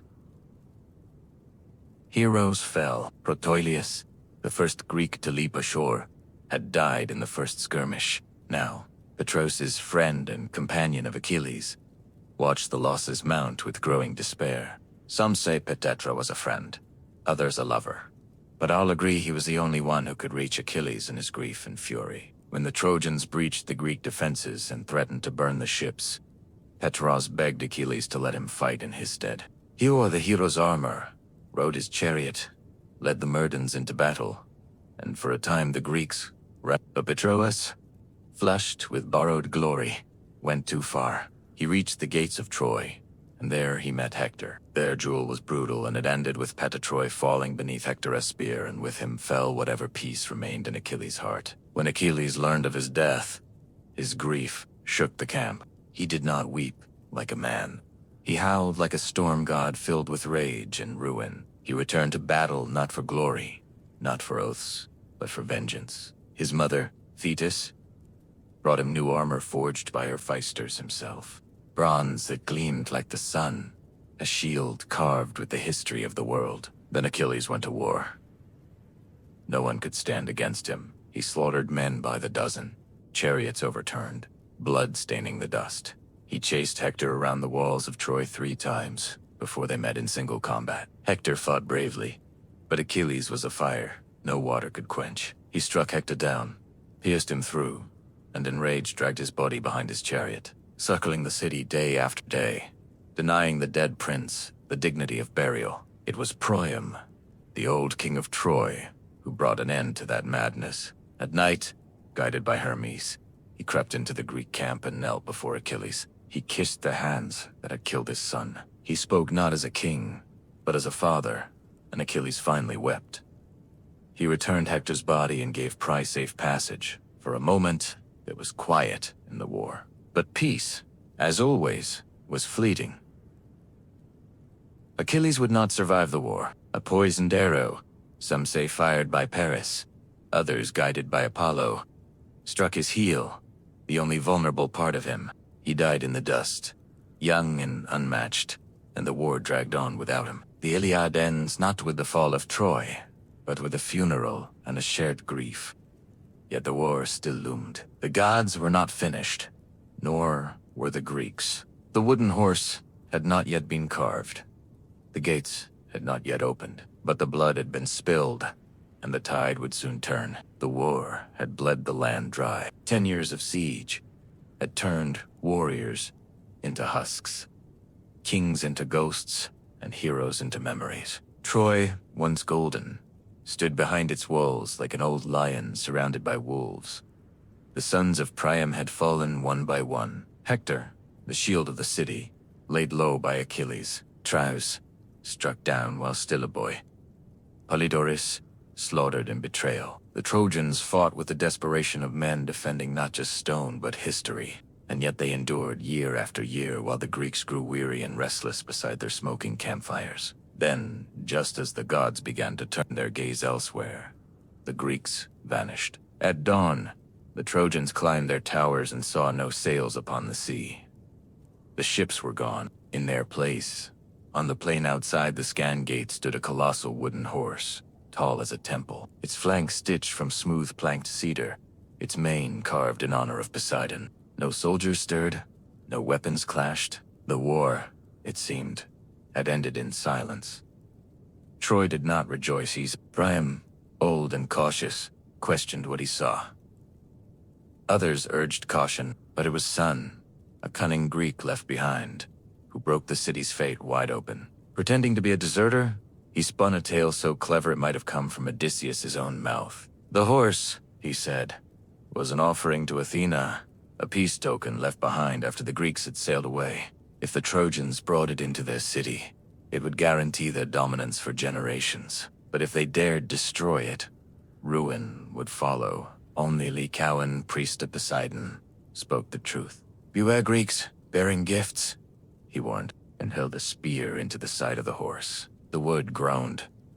Something shifted within, but in that moment, as if the gods themselves had tired of warning men, a pair of sea serpents, great and coiled, with eyes like burning coals, rose from the surf and crushed Laocoon and his sons in their coils. The people seeing this called it a sign. Troy had refused the gods' gift once before. They would not do so again. With ropes and wheels, with cheers and hymns, they brought the horse inside their walls. That night, while the city feasted and the fires died down to embers, a trap door in the belly of the beast opened with a groan like thunder. Out came Odysseus, Minos, Neoptomus, Diomedes, and others, handpicked for cruelty and cunning. At the same hour, the Greek fleet, hidden on the nearby Isle of Tenedos, returned silently under cover of night. Troy slept. What followed was not war. It was slaughter. Neoptomus, the son of Achilles, stormed through the palace like a black wind. He killed Priam at the altar of Zeus. The old king's blood soaked in the stones. Cassandra, daughter of Priam and cursed prophetess, was dragged screaming from the temple of Athena, her warnings once again unheard. Hecuba, queen of Troy, watched her sons die and her city burn. The Greeks showed no mercy. Astyanax, Hector's infant son, was thrown from the walls so no heir might one day rise. Temples were desecrated, women taken, and the city of Troy, once the pride of Asia, was given to flame. Helen, whose face had launched 1,000 ships, was found in the palace. Some say she wept and begged for forgiveness. Others say she stood proud, untouched by grief. Minos, blade in hand, looked into her eyes and dropped the sword. He took her back to Sparta, and the war at last claimed its final victory. When dawn rose over the plain, nothing remained but smoke and ash.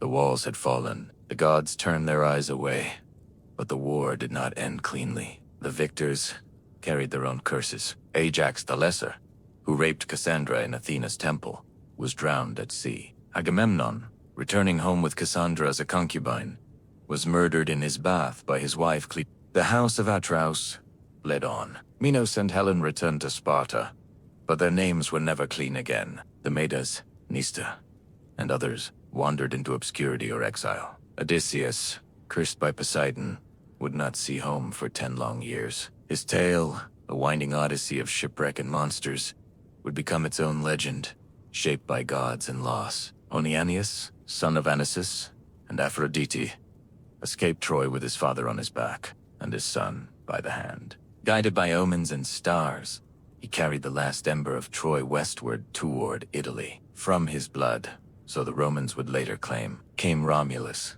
Remy, and an empire even mightier than Troy.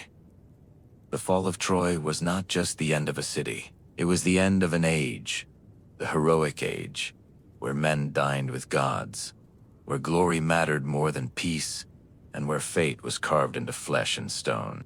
The wooden horse, the fire, the betrayal, the mourning women.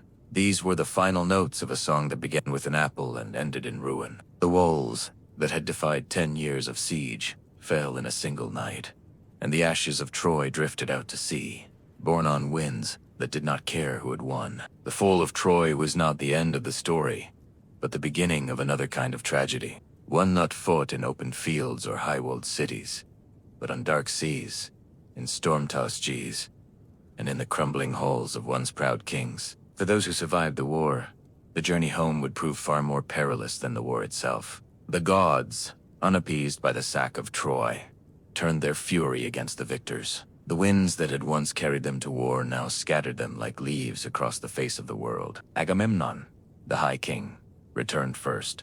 Or so it seemed. He sailed with Cassandra, the Trojan prophetess, taken as a concubine, and brought with him spoils, stories, and the shadow of a crime. The gods had not forgotten the sacrifice of Iphigenia, his daughter, slain to appease Artemis before the war began, and in Myene, Planestra, queen, mother, and widow in all but name, had not forgotten either. She had taken a lover in Agamemnon's absence. Aegisthus, a cousin with his own score to settle, descended from the cursed house of a... Together, they plotted murder beneath the roof Agamemnon had built. When the king returned, triumphant but weary, he walked into his palace as into a trap. Some say he was stabbed in the bath. Others that Cleenstra wrapped him in a robe and struck him down with an axe. Cassandra died too, screaming in a tongue none would hear, murdered at the threshold of a foreign land. Cleenstra, bloodied and unrepentant, stood over her husband's body and claimed the act as justice. In that house, vengeance had become tradition. In time, vengeance came again. Orestes, son of Agamemnon and Clytemnestra, returned from exile and slew both his mother and her lover. Urged on by Apollo and downed by the Furies, ancient goddesses who punished kinslaying with madness, his was a tale of blood and absolution, one that would echo in Athenian courts and myths for generations. But his was not the only path home. Twisted by divine hands, Minos and Helen wandered long across the sea, driven southward to Egypt by contrary winds. Some versions say the Helen who went to Troy was only a phantom, and the real woman had remained in Egypt the whole time, waiting, unaged, while a war raged for her shadow. Others say she went willingly with Paris, and that Minos forgave her, wearied by war and longing for peace. They returned to Sparta at last and ruled together in Uniaci Silens. But Helen's name, once a poem, had become a curse, and Sparta would never again rise as high as the day she left. But it was Odysseus whose journey became the most storied, the most sorrowful, the most enduring. After Troy, he sailed not for home, but into a 10-year trial by sea.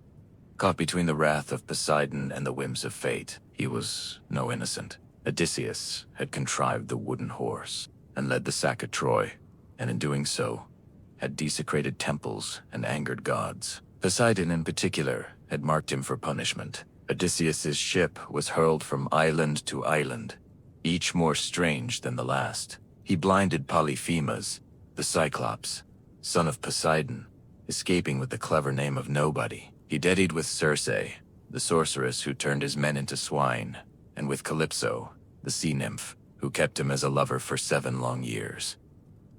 He journeyed to the edge of the underworld, spoke with the dead, and heard the song of the sirens tied to the mast. While his crew rode with ears plugged by wax, he sailed between Scylla and Charybdis, lost all his men to storm and folly, and at last washed ashore. Alone on the island of the Fiats, who moved by his tail, gave him a ship and safe passage. At last he returned to Ithaca in rags and silence, his beard long ease, eyes cold. There, in his absence, suitors had overrun his house, feasting and plotting to marry his wife Penelope, who had waited, weaving and unweaving the same shroud by candlelight. Odysseus, with the help of his son Timachus, his loyal swineherd, and the bow only he could string, slew the suitors one by one. Blood filled the great hall. Peace returned, but only for a time. The cycle of war and vengeance was never far behind. Many others fared worse.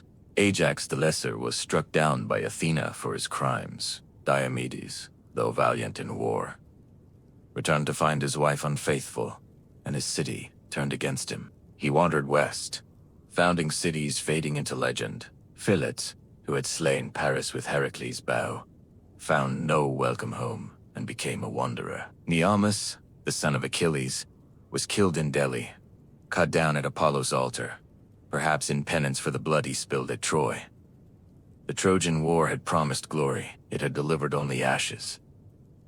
The heroes who had once stood shoulder to shoulder beneath the walls of Ilium returned to broken homes, bitter wives, hostile gods, and the hollow echo of songs that no longer matched the truth. In the end, there were no victors, only survivors. Before the walls of Troy ever stood, before heroes raised shields or ships touched the wine-dark sea, there was a deeper current of power, older than man, older even than war. The rule of the gods. Their stories are often whispered beneath the tales of mortals, but it was the Olympians who wove the very fabric of fate, and it was not always they who ruled. Before Olympus, there was chaos, and after chaos came Gaia, Uranus, Cronus, and the slow, violent birth of divine order. The age of the Titans had ended with fire and thunder. Zeus's youngest of Cronus' children had risen against his father, freed his siblings from the belly of the sky god, and cast the Titans into the black pit of Tartarus. In their place rose the Olympians, 12 in number, though their names and thrones shifted with time. Zeus, Hera, Poseidon, Deita, Hestia, Athena, Apollo, Artemis, Ares, Aphrodite, Hystus, and Hermes. Upon Mount Olympus, they built a new order, not kinder than the one before, but shrewder, more complex, and far more entangled with the fates of mortals. Zeus ruled from his golden throne, thunderbolt always within reach, his voice lore among gods and men. But his rule was not born solely from strength. He was a king who understood alliances, who rewarded loyalty and punished betrayal. He divided the world among his brothers, the sky for himself, the sea to Poseidon, and the underworld to Hades, earth and Olympus. They shared an uneasy balance. Around him, the new pantheon took shape. Hera, his sister and queen, reigned as goddess of marriage and childbirth.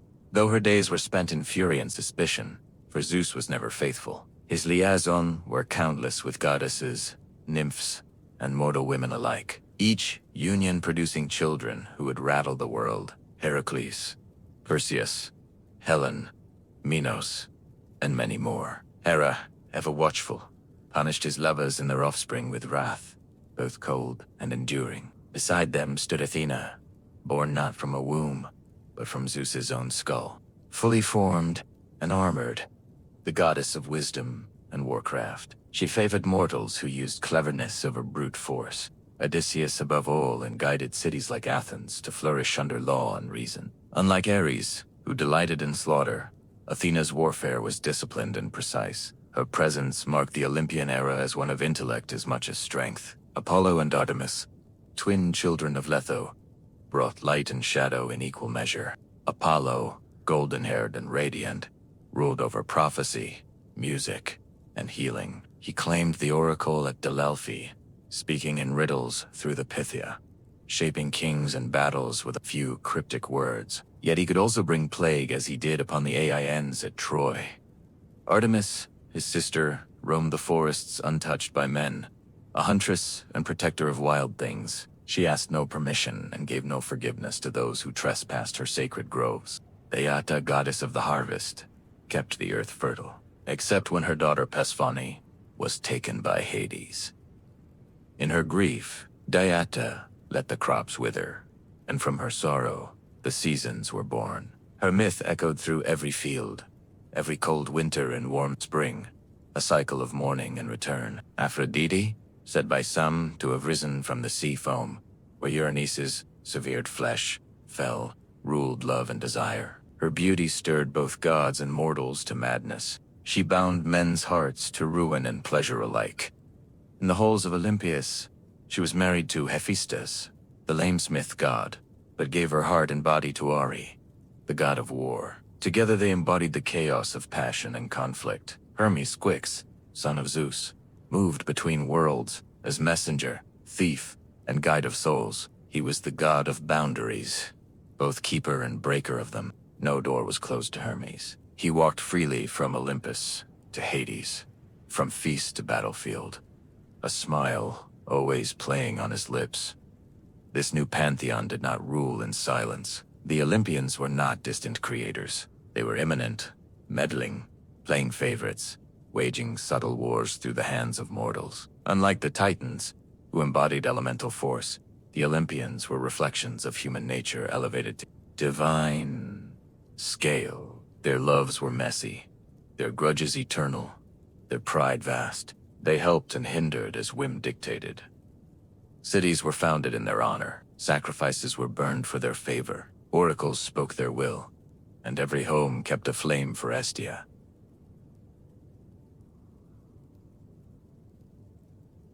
Goddess of the hearth, who asked for little and gave peace in return. Yet beneath all their grandeur lay a constant truth. Their power, though vast, was not absolute.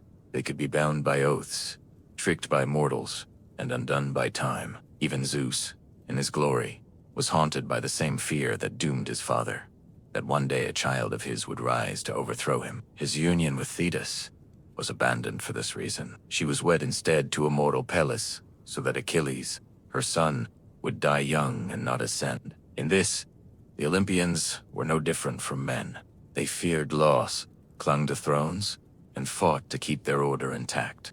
But for a time, they ruled, their names etched into every marble temple, their deeds sung in every song, their symbols carved into shields and coins.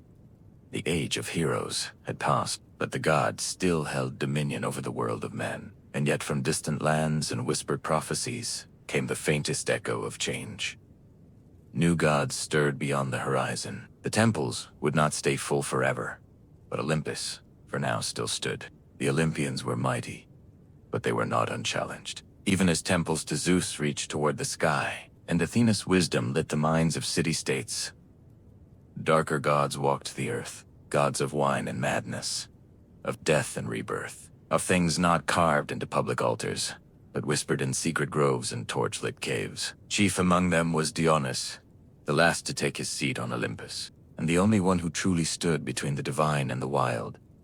Dionys was no ordinary god. His birth alone defied the laws of nature and propriety. He was the son of Zeus and Seal, a mortal princess of Thebes. When Semele, tricked by Hea, demanded Zeus reveal his true divine form, she was consumed by his thunderous radiance. Yet, from air, ashes Zeus plucked the unborn child and sewed him into his own thigh. Months later, Dionys was born again.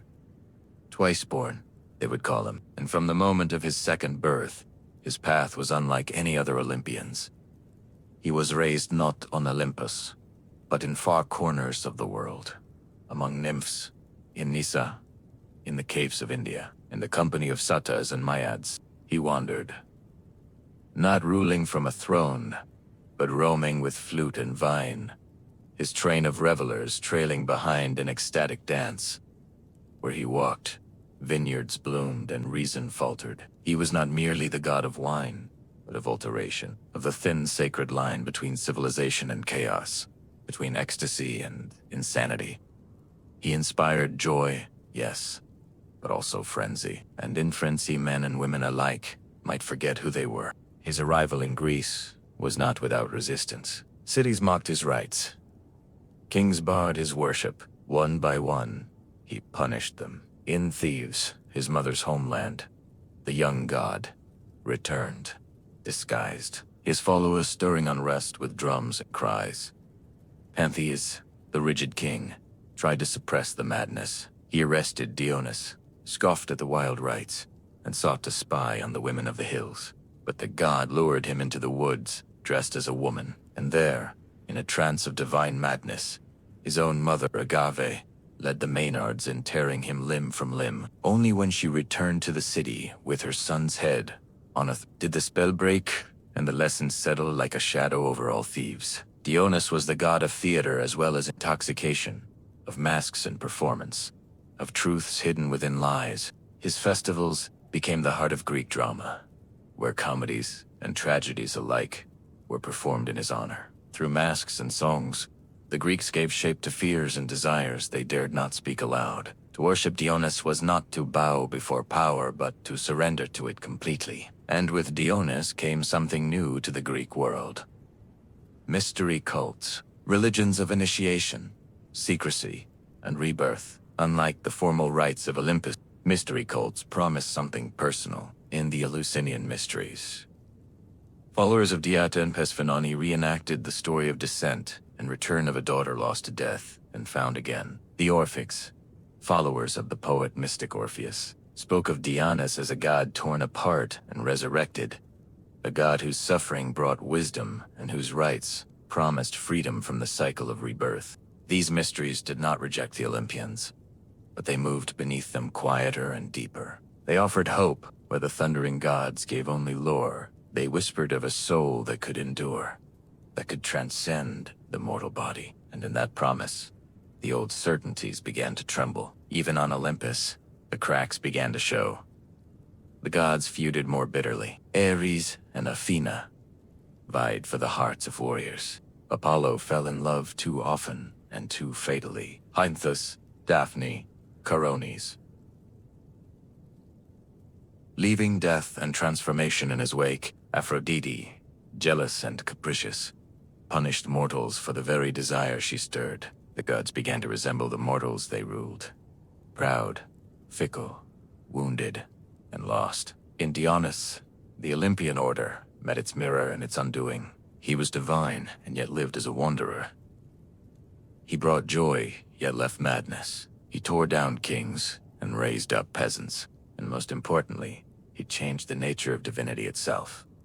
The gods were no longer aloof and eternal. Through mystery, through ritual, through wine and song and madness, mortals could feel the breath of God within them, not in temples, but in themselves. And somewhere in the distance, beyond the wine-dark seas and the marble columns, new gods stirred.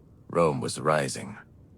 The world was changing, and Olympus, for all its thrones and thunders, could already feel the wind shifting on the mountaintop. The Olympians, for all their immortality and glory, did not confine their stories to the high halls of Olympus. They descended again and again into the world of men in the form of lovers, tempters, warriors, or They mingled with mortals and left behind not just oracles or omens, but children. These children of gods and mortals, the Megats, were born into a world that neither fully embraced them nor could ever fully contain them. Some became kings, others monsters, but a few became legends, their stories lasting longer than the walls of Troy or even the temples of the gods who sired them. Foremost among these was Hercules, the son of Zeus and Ammon, a mortal queen of Thebes. His conception was marked by trickery. Zeus came to Elmine in the form of her husband, drawing out the night so that it lasted twice as long. From that deception,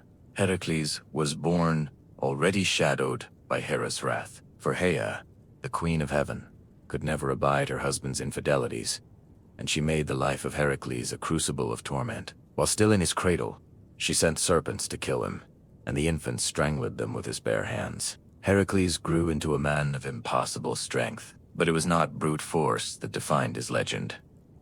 It was penance. In a fit of divinely sent madness, here's vengeance again. He killed his wife and children. Racked by grief, he sought purification at the Oracle of Delhi.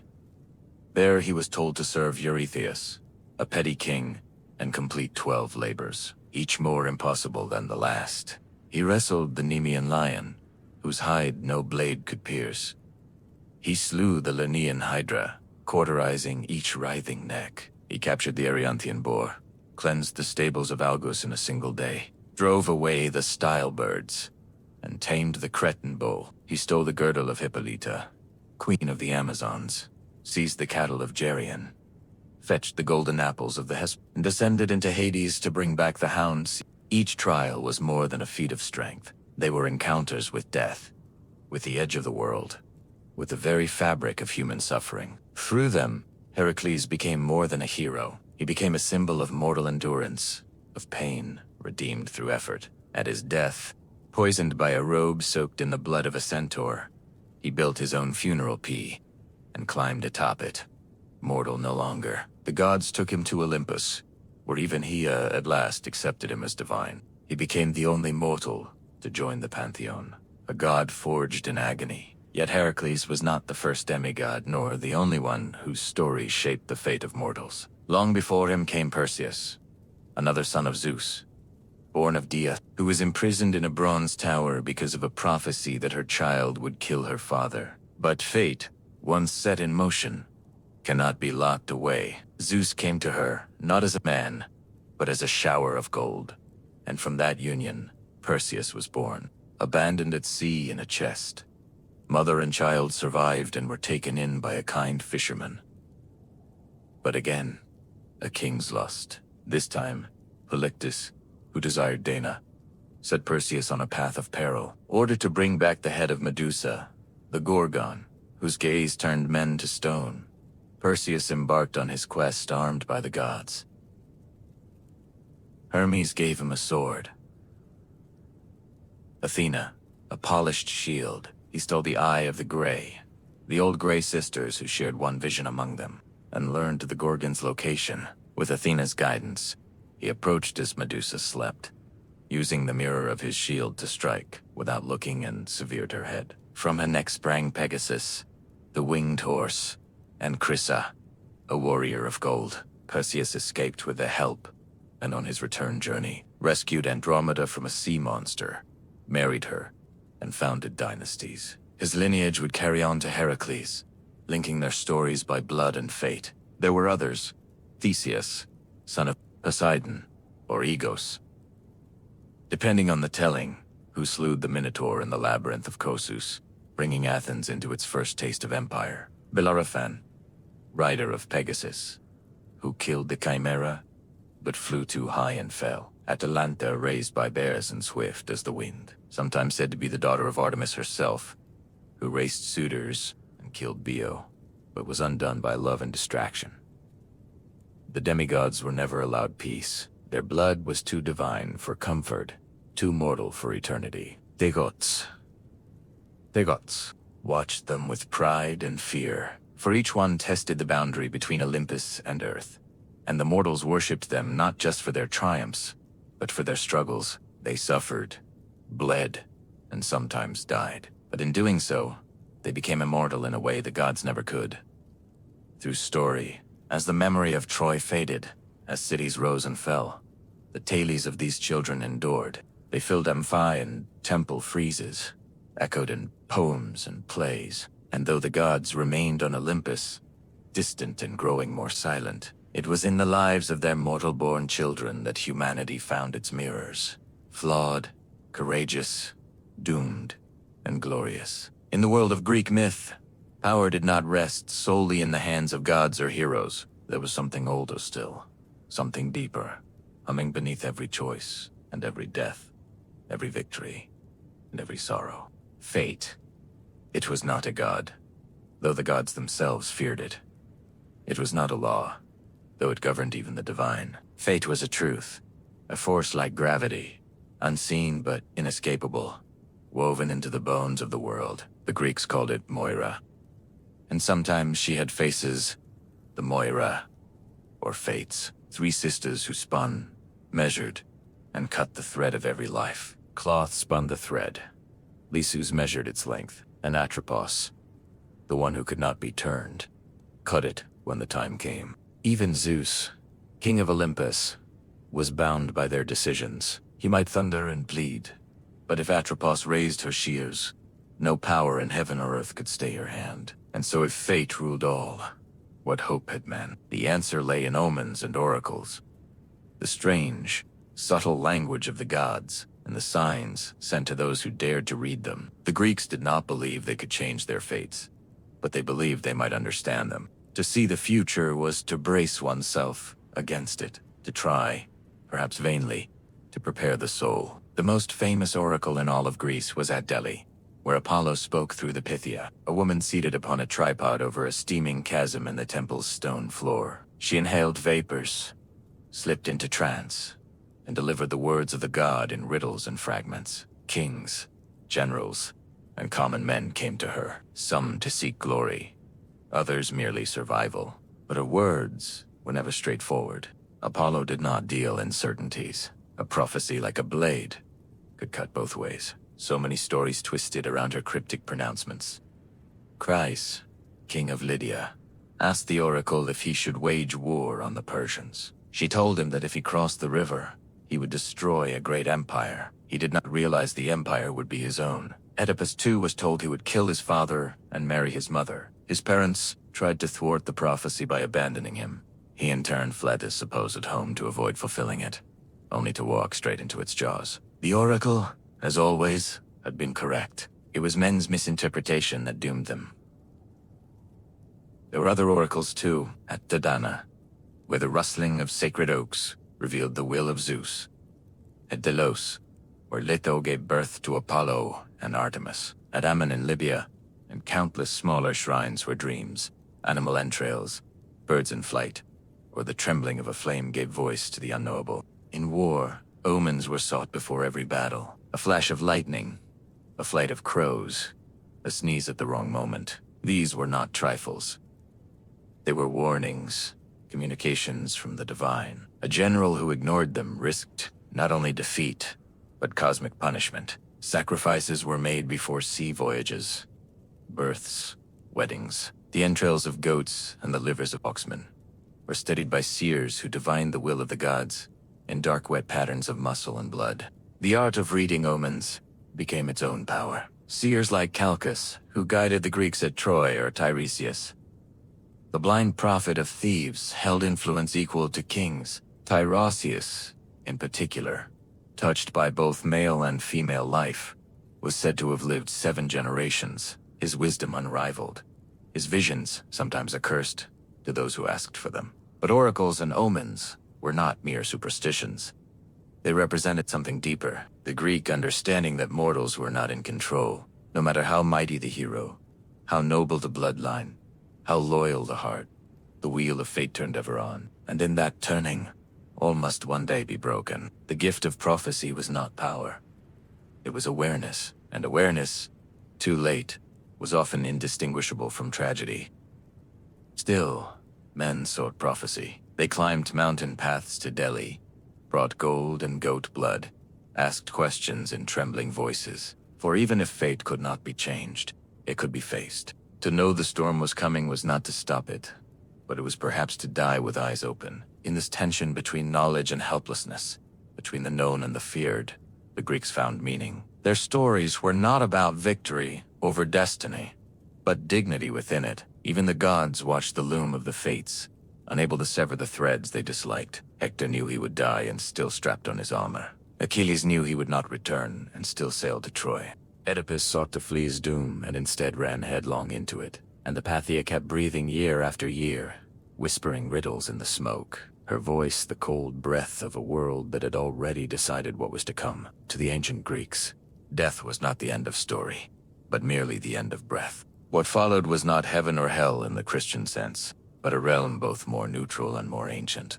A land beneath the earth where all the dead, great and small, noble and villainous, made their final journey. This place was Hades, named for the god who ruled it. And though it bore no flames, no pitchforks, no horned demons, it inspired a dread so deep that mortals seldom spoke the god's name aloud. They called him instead Pluton, the wealthy one. For all riches, all veins of silver and gold came from beneath the earth, and so too did the dead. The geography of the underworld was shaped not by logic, but by myth and memory.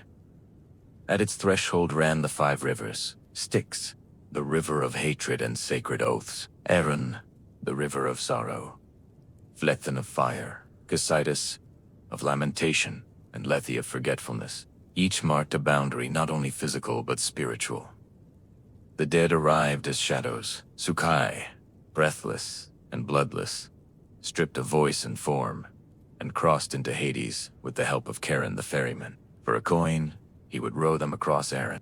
Those without proper burial, those who could not pay, were left to wander the shores for 100 years, whispering and weeping. Upon entry, the souls were met by Cerberus, the 3-headed hound who kept the dead in and the living out. Beyond him stretched the plains of Asphodel, gray and dim, where most souls drifted in forgetful silence, murmuring like dry leaves. But not all fates were equal. The underworld had its judges, Minos, Rhadamanthus, and Iacchus, who weighed each soul. The truly wicked were cast into Tartarus, a chasm of torment deeper than even the Titan's prison, where oath-breakers, murderers, and traitors suffered torments crafted to mirror their crimes. Sisyphus rolled his stone, Tantalus thirsted forever beside unreachable water, and Ixion spun upon his fiery wheel. The rare few deemed worthy of reward passed to the Elysian fields, a paradise of soft winds, green meadows, and perpetual spring. There, heroes might linger in comfort, their memories intact, their deeds honored. Still fewer souls might choose to be reborn, passing through the river Lethe to forget their past lives, beginning the cycle anew. In later mystery religions, a soul might even hope to escape the wheel entirely and ascend to the stars. But such fates were rare and uncertain. At the heart of this realm stood Hades, stern and silent. A king without vanity. He did not seek worship, did not interfere in the affairs of mortals. He simply ruled, and he ruled absolutely. His realm did not change, and he preferred it that way. He was not evil, as later myths would paint him, but immovable, indifferent. The shadow cast by Zeus's storm and Poseidon's tide, and by his side stood Persephone, queen of the underworld, whose story, perhaps more than any other, reveals the strange duality of death in Greek thought. Persephone was the daughter of Diata, goddess of the harvest. One spring day, as she gathered flowers, the earth split open and Hades rose in his chariot. He took her swiftly and without consent down into his realm. Diata, in her grief, let the earth wither. Crops failed. Rivers dried. Famine swept across the land. No prayer could sway her. She would not let the world grow green again until her daughter was returned. At last, Zeus sent Hermes to retrieve Persephone. But because she had eaten pomegranate seeds, 6 of them, or perhaps just 1, she was bound to Hades. The compromise became a myth for the seasons. Persephone would spend part of the year in the underworld, and during those months Diata would grieve and the world would grow cold. When Persephone returned, the earth would bloom. Life and death became a cycle, not a sentence. Over time, Persephone's role evolved. No longer merely a captive, she became a ruler in her own right, a queen of mysteries who walked among the shades with quiet authority. In the Eleusinian mysteries, the great secret rites held outside Athens, her descent and return were reenacted each year, promising not only the return of the grain, but the hope of renewal for the soul. The underworld was not entirely sealed. A few mortals journeyed there and lived to tell of it. Orpheus sang his way past Cerberus and charmed Hades and Persephone.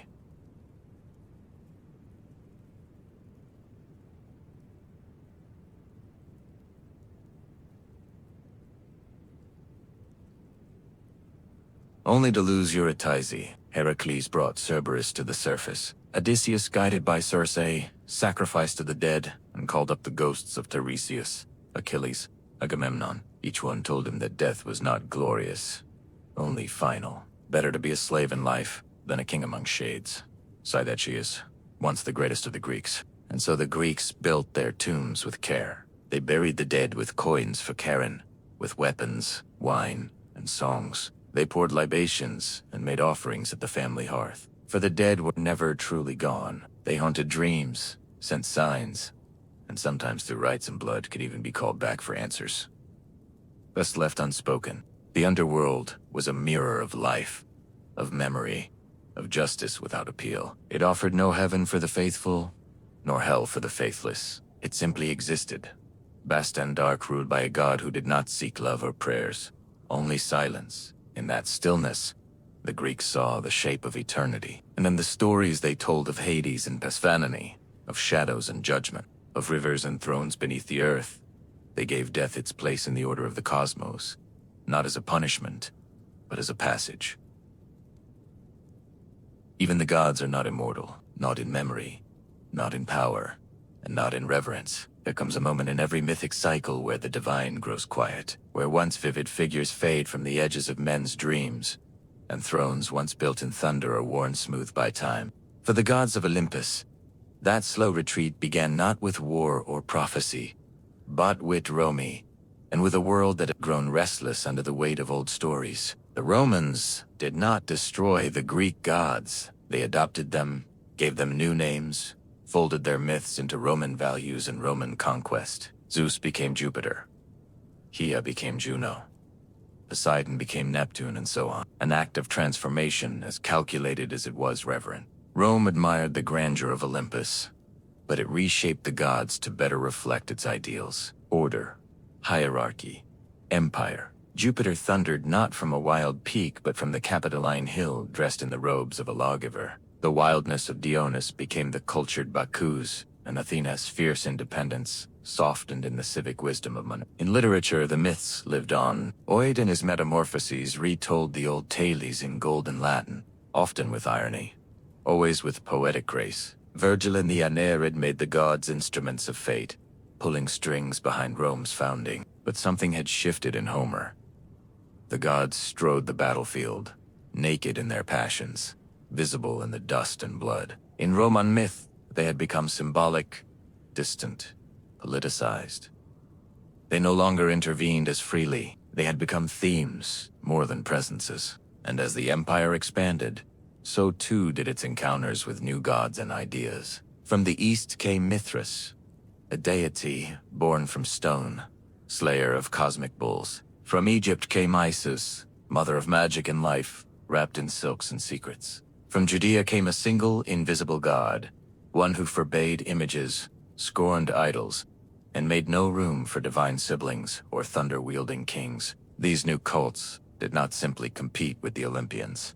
They undermined the entire architecture of Greek belief, where the old gods ruled by appetite and hierarchy. These new faiths offered moral clarity, unity, and salvation. At the same time, philosophy began to erode the mythic world from within. Thinkers like Xenopanes had long mocked the idea of gods shaped in the image of men, arguing that if oxen had gods, they too would look born. Plato admired the beauty of myth, but cast doubt on its literal truth, suggesting the gods must be perfect and good, not the jealous, lustful figures who bickered on Olympus. Epicurus declared that the gods existed but took no interest in human affairs, and that fear of divine punishment was a superstition to be cast off. Even Stoicism, with its stern ethical code, saw divinity not in figures, but in reason itself, the logos that governed all. By the time the imperial cult arose, when emperors were declared divine and altars were built to mortal men, the line between myth and politics had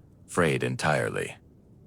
The gods of old became symbols. Their temples kept more for tradition than belief. Farmers still left offerings to Diada, and sailors still prayed to Poseidon, but fewer truly believed the gods walked among them. The flame on Olympus had not yet gone out, but it flickered low. And then came the final blow, not from a rival cult, but from a revolution of faith. Christianity, once a fringe sect of persecuted believers, began to spread across the empire, carried not by sword, but by word. Its God was unseen, singular, and omnipotent. Its stories were not of lovers and vengeance, but of sin and salvation. In time, its temples replaced the old ones. Its hymns drowned out the liars. Its priests denounced the Olympians as demons or fictions. By the reign of Theodosius I, pagan temples were closed by law, the Olympic Games abolished, and the rites of sacrifice outlawed. The gods did not resist. There was no final war between Zeus and Christ, no divine siege of Jerusalem or Rome. The Olympians simply faded like the last light of a long day. Their statues stood weathered and silent. Their altars went cold. The marble columns cracked and ivy crept up where priests once stood. The myths remained, but as literature, not faith. Children learned of Hercules in schools, not shrines. Artists painted Athena, but did not pray to her. The gods who had once commanded storms and fates were now stories. Beautiful, strange, haunting. And yet they endured. Even as their temples crumbled, they lived on in whispers, in poetry, in the architecture of Western imagination. They returned in Renaissance paintings, in Enlightenment philosophy, in romantic epics and modern they became archetypes of war and wisdom, of love and betrayal, of hubris and glory. The Greeks had given them human faces, and in doing so had made them eternal in a different way. Though the temples fell and the oracles fell silent, the myths of Olympus did not die. They became echoes, faint at first, like a distant lyre strummed in the wind, then louder as time passed, and the world once again began to listen. 4 myths, unlike kingdoms, are not bound by stone and sword. They endure in the realm of imagination, and there the gods have always found a way to return. During the long centuries of Christian dominance in Europe, the gods were not worshipped, but neither were they forgotten. Monks and scholars copied ancient texts, sometimes grudgingly preserving Homer and Hesiod, Euripides and Sophocles, even as they condemned the beliefs these works once sustained. The old stories survive not in temples but in libraries tucked between sermons and treatises waiting. And then came the Renaissance, that great turning of the wheel when Europe looked backward to move forward. In the courts of Florence, in the chapels of Rome, in the minds of thinkers like Petrarch, and the gods rose again, not as deities, but as symbols of human nature. Painters draped Aphrodite in seashells and light. Sculptors gave Apollo his bow and grace. Poets invoked the muse. What more? Myth was reborn in marble and canvas, not altar and incense. The gods no longer ruled the sky, but they reigned in art. In the Age of Enlightenment, reason challenged superstition, and yet the myths endured. They were studied, translated, dissected. To Voltaire, they were to Goethe, they were mirrors of the soul. Romanticism followed, and with it, a return to the emotional, the tragic, the sublime. Writers looked to Oedipus and Antigone, to Orpheus and Eurydice, and found in them eternal questions. What is fate? What is love? What does it mean to be human? Then came the modern age. Myth was no longer confined to classical study. It appeared in literature, cinema, psychology, even comics. Carl Jung saw the gods as archetypes within the human mind, eternally re-emerging. James Joyce wove them into Dublin streets. Rick Riordan reimagined them for school children in Manhattan. In Marvel and DC, the gods walked again, not in robes and sandals, but in armor and spandex. And always in the background, there remained the old Thales, unchanged. Odysseus still sailed. Hercules still labored. Pesfanani still rose each spring. They were not forgotten. They were simply translated generation to generation into new forms, new tongues, new dreams, because myths is not fixed. It is living memory shaped by those who carry it. What the Greeks gave us was not just a pantheon, but a framework, a way to explain the world, to wrestle with death, to honor beauty, to understand the self. Their gods were flawed, yes, but gloriously so. In them, we saw not perfection, but potential, the agony of choice, the thrill of risk, the pain of hubris, the comfort of ritual. They told us what we might become and what we must fear. Even now, in a world of science and silence, the myths still murmur. You hear them in stories of chosen heroes and fallen stars. In the slow turn of the seasons, a girl descends and spring waits. A king defies prophecy and loses everything. A mother grieves the son. The faces change, but the truths do not. The gods may have left Olympus, but they never truly left us. They walk quietly now in books and songs, in dreams and memories, in every tale that dares to reach beyond the mortal veil. They are not dead. They have simply moved, and now the story ends. The winds on Mount Olympus are cold. The torches in Delia are ash. But the myths remain. Good night.